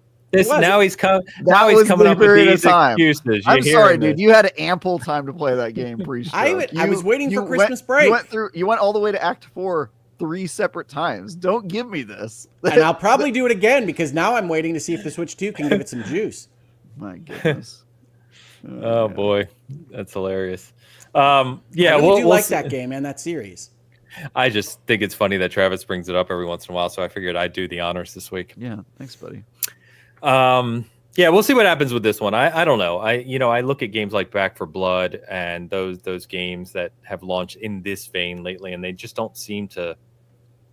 I don't know. They don't seem to garner an audience, or at least for a long period of time. So I hope it's good, but at least we get to try it, I guess, right? If we're subscribers. Well, what did Travis say earlier in this video? That the people that kickstart games tend to have like an emotional investment with their success. The opposite of that is if I can get anything free, then I don't have any kind of connection to it. And then if it doesn't immediately wow me, I'm probably going to move on to the next thing pretty quickly. So especially with how many good games are out. Like, You could be pessimistic and say they're putting it on the passes because they're doing Netflix filler, or they're just trying to sell it to Xbox and PlayStation and don't care about selling it to players. The opposite optimistic opinion that I would take on this, just as a default, being charitable to other people, is that they are confident that they have a success here, but they don't know how to market it, and they think that if people will give it a chance, they'll like it. And so you put it on Game Pass, you put it on PlayStation, enough people try it, and then suddenly it fire breaks out, and suddenly people are playing this game a lot. I'm not giving you fire breaks out. I don't know. I was gonna say it like breaks out into a fire, and I was like, that's basically the name of the game. Let's just do that. It's just very difficult to make those parenthetical jokes vocally, Travis. Yeah, I know it's tough. But yeah, I think that is the possibility, right? Maybe they just don't know how to market this game. Maybe they think that people won't give it a chance unless they can try it for free, and then once they do, it'll become a big deal. It's possible. It happens every once in a while, guys. You know, Remedy got the rights back to most of their IP as part of the last couple of years of business acquisitions and things. And this is an interesting step for them to take. I think they need that catalog money for other things. And I think that's why Firebreak exists. I hope it's awesome. I hope I love it. If I play it, which I probably won't. What do we, what's the audience think? Should you guys force us to do a 3-player stream of it? Get Hoeg on the hook to stream? Dude. Hoeg never plays with us. I'm trying. You guys continue to say, well, I'm available at 10:30 p.m. or whatever. You're crazy. It's true. Ains is a little more, he's like, he'll hit me up and be like, yeah, 9 p.m. I'm a late night gamer. I mean, that's when I have time. Yeah. It's after you've had a couple scotches in you. He gets on mic. Just, yeah. He's like, yeah, actually. But yeah, I mean, we really do need to do that sometime. It'd be a lot of fun. But anyway, we got a late super chat, from Console Peasant. One for you to decipher. Console Travis. Peasant, €5.99, €5.99. Ains plus Tie Guy plus Hoeg equals 3 goats on the mic. Like it. Well done. Yeah, well done. Thank you, Console Peasant. Always appreciate you. It's very nice. That is. Thank you. All right. Now, chat, I don't want to see any of you guys on Twitter or social media telling the world about how mean Hoeg was to Expedition 33. I don't want to see that. I do want to see that. I already get enough messages about how mean I am to these games. I really like it. I want Hoeg to realize that he hasn't seen the bottom yet on how bad Twitter can be. I want him to truly discover a new level. Clearly you aren't aware of the various mobs against me. No, I am. I just don't think they're aggressive enough. If they're not sending you physical mail, you're just not there. I had to call my local police department to inform them that I should be whitelisted from swatting attempts. Nice. Christ, man. I do that. I do that also. Just no matter what. Don't swap. Well, one of the funny things I saw, I don't know if it was Gene or someone was like, "Forget all the negativity. Go try this game about Expedition 33." And I'm like, I mean, I'm not on X anymore, so I'm like, what negativity? Everyone I talk to is raving about this game. It's a 92 rated game. Who's being negative about this game? Well, some people would take my conversation in this very video as negativity. I mean, there is a certain lack of nuance for, I don't love it as the best thing in the history of mankind. I must be a hater. Yeah. I mean, yeah. That's why I was joking earlier when you and I were disagreeing. It's like, it's just perspective of a game we like. It's not like, you're right. I think people think, if you criticize something, you immediately hate it. And I hate that jump. If that's the case, then I hate everything. That's just true. Do you have anything else as an example, Travis? I don't hate everything, guys. I love everything. My rule is that is absolutely not true. Anytime I play a game, I try to find at least one thing that I love in it, and I have been successful at doing that in every single game I've played. Every game. On that note, Alex says the negativity is discourse of them using Expedition 33 to attack Final Fantasy and vice versa. I don't see any of that. But Gene tweet, I did see Gene tweet that out, that there was somebody that had made a Photoshop that had a picture of Expedition 33 and said, if Final Fantasy was good. And I did see Gene say, no, don't have this conversation. And that got picked up by Square Enix and others. Yes, you don't have to use Expedition 33 to explain why you don't love Final Fantasy 16 or Rebirth or anything else. They're different games, they're different products. I like aspects of Expedition 33 better than Final Fantasy 16, the most recent new Final Fantasy. And I like aspects of Final Fantasy 16 better. Both can coexist. The world is better for having awesome things. I was gonna say, like, yeah, I also hate that too. It's like when anything new comes out, especially a new IP like this, right? It has to be immediately compared to peers, and if it's better or worse. And it's like you can have that conversation, but it doesn't make one not worth having. Like, to your point, Hoeg, like this can happily coexist. I think the Sandfall Interactive team would be thrilled that they just launched their new IP that they dreamed about making for years, and it's in the conversation of Final Fantasies of the world. I think they'd be very happy. Yeah, I think that's great. So just a couple quick things before we close out here. So Dune Awakening, if you're waiting for that one, I know quite a few people in the Duneverse, if you will. I can talk about that real quick. I love Dune, but I've never heard it referred to as the Duneverse. Duneverse. Go ahead, Travis. I have played 20 hours of Dune Awakening. I was in good entry in the Duneverse. Great entry in the Duneverse. I became Lisan El Taigaib, as you know, or as my alternate name was, the Tai Hulud. Was He's adding Thai to these. Yeah. I was like, when you said Lisan Al Gaib, I was like, there's no Thai in the middle of that. No, Lisan El Taigaib is my was my gamer tag in the Dune Awakening beta.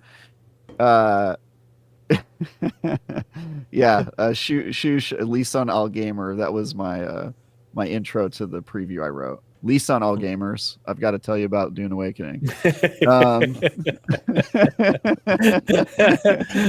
Guys, I have a lot of power to just put people through pain with my What puns. were the puns that I enjoyed the most from you recently, Travis? It was Schedule 1.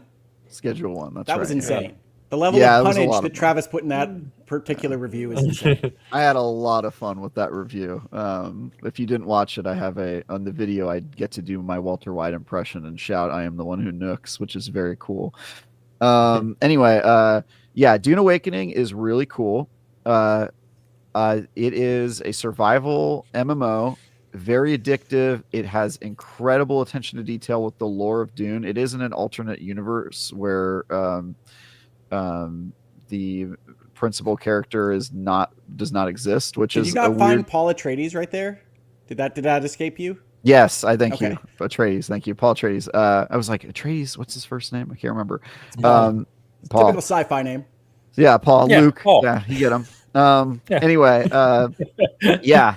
Paul Atreides is not born, and so that is a weird thing to say that it has a lot of attention to the lore. But trust me, it does. It's got a lot of great world building. Did they have Lady Jessica have a daughter? Yes. Nice. Yeah, and so that's the thing I would have done. Yeah, it shows an alternate reality type of thing, and it's basically an excuse for them to let you interact with characters that die quite early in the Dune story and that sort of stuff, and so you can kind of have a little bit of like fanfic there. But it's not inconsequential. It has kind of a reason why you're seeing this alternate reality and some other cool stuff that I won't spoil. But it is very cool. It uses the empty space of the desert as an advantage by making it so that, like, oh, you want to progress to the next area? Well, you have to figure out how you're going to get across this huge tract of sand without getting eaten by a Shai Hulud. So it's like, all right, how do I overcome that obstacle? And so it kind of turns the barrenness of the planet into a positive, which is really, really clever and fun. And the only concern I have about this game is that it got delayed during the beta with very clear reason, which is that all of us were in the Discord server being like, this game's hella broken, and there were tons of bugs that came out of that beta, and like a week into us giving all that feedback, they just like delayed the game by over a month. I was going to say, what would you say to someone who has a complicated relationship with Funcom? Are they going to land this plane? I am really hopeful. I mean, it's very clear that they learned a lot from like Conan Exiles, and you can see the best practices and stuff that they learned there. All I can say is that what I played was great. Unfortunately, the 20 hours I played were basically like onboarding, like, which is a lot of time. I mean, that's not unusual for survival games or MMOs, but like I didn't get to see the PvP areas that are at the end of the game and the part where you're actually fighting Spice and all that fun stuff.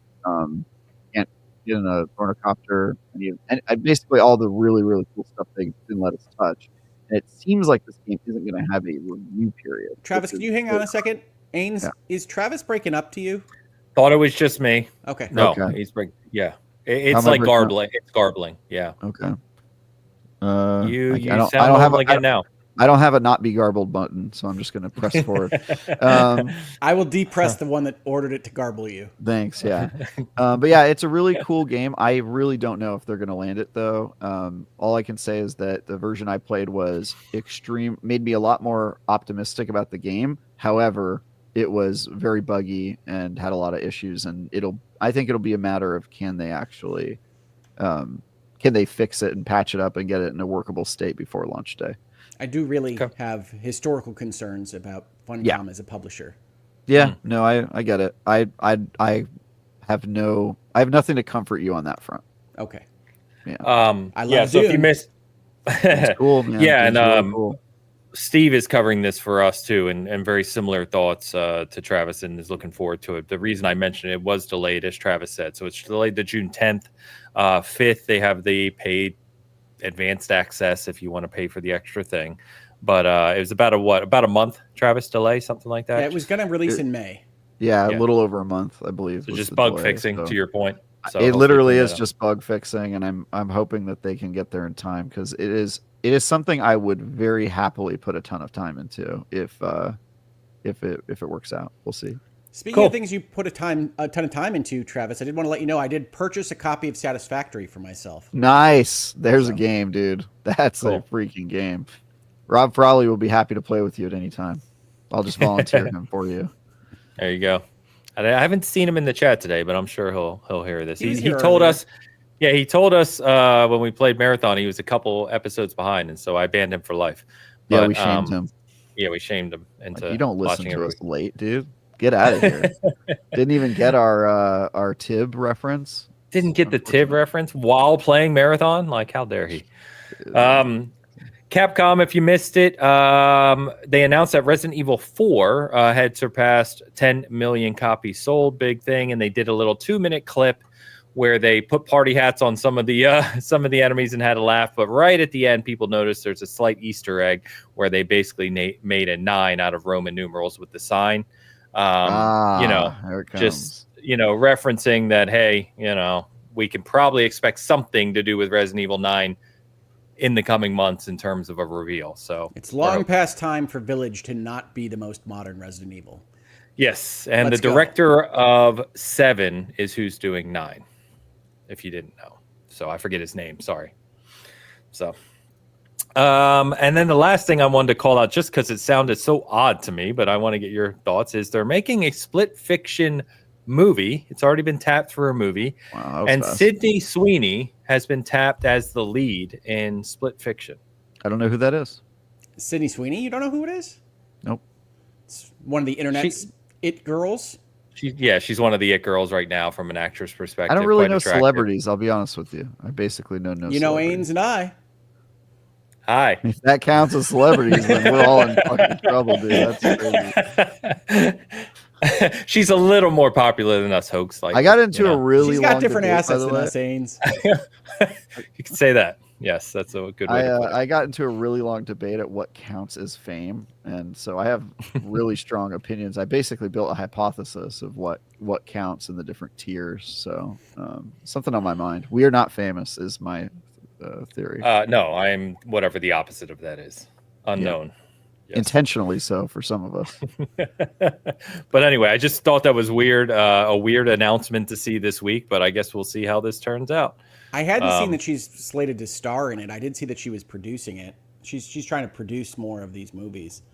Oh, okay. Split Fiction has 2 strong female leads, so it's easy to see her slotting into one of those if she wants it. She's not British, which is a problem if you're trying to keep How that dare she? energy.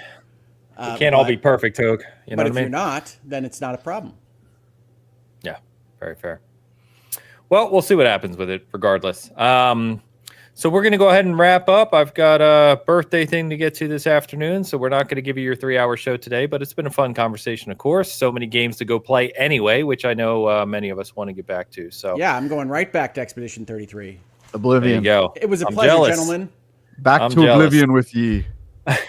Chat, you've been awesome as always. Just a couple things to call out real quick from an SG side of the house. So we talked about the Mandreora review going up tomorrow. We also have a review of a little indie horror game. Again, Ray loves those indie horror games called Post Trauma, which will be going up either tomorrow or Tuesday. So you can check that out. Seems he really liked it, save for, some design aspects. So you can see what he thinks about that. I also want to call out my good friend Luke Lore over at Xbox Expansion Pass, not only for filling in last week as a guest in Hoeg's absence, but he put up a video this week around how Gears of War saved his life. Obviously, a pretty emotional story for him to tell in terms of things he dealt with when he was younger.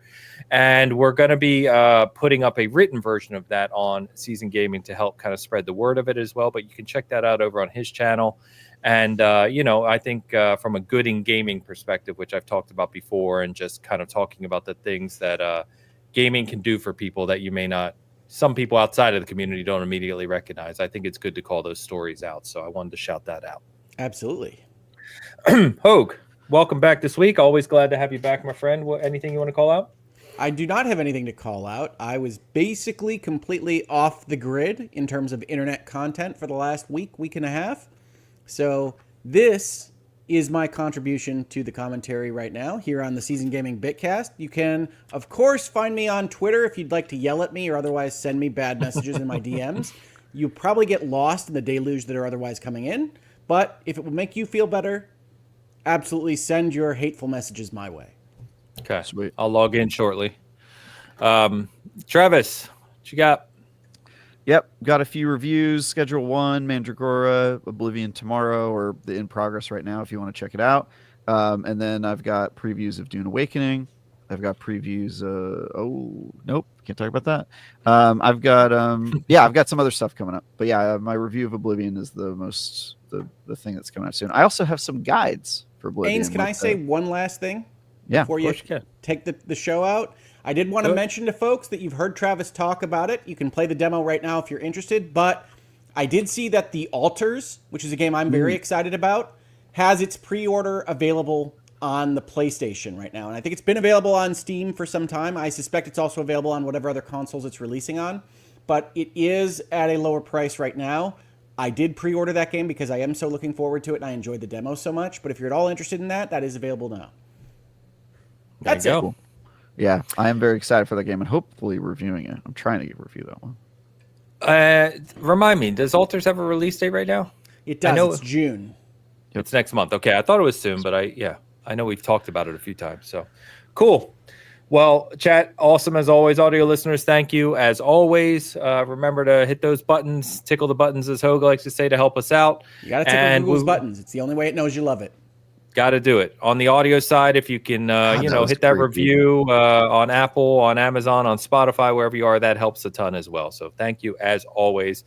It's been a great show, and we will be back next week with more gaming goodness. Until then, peace.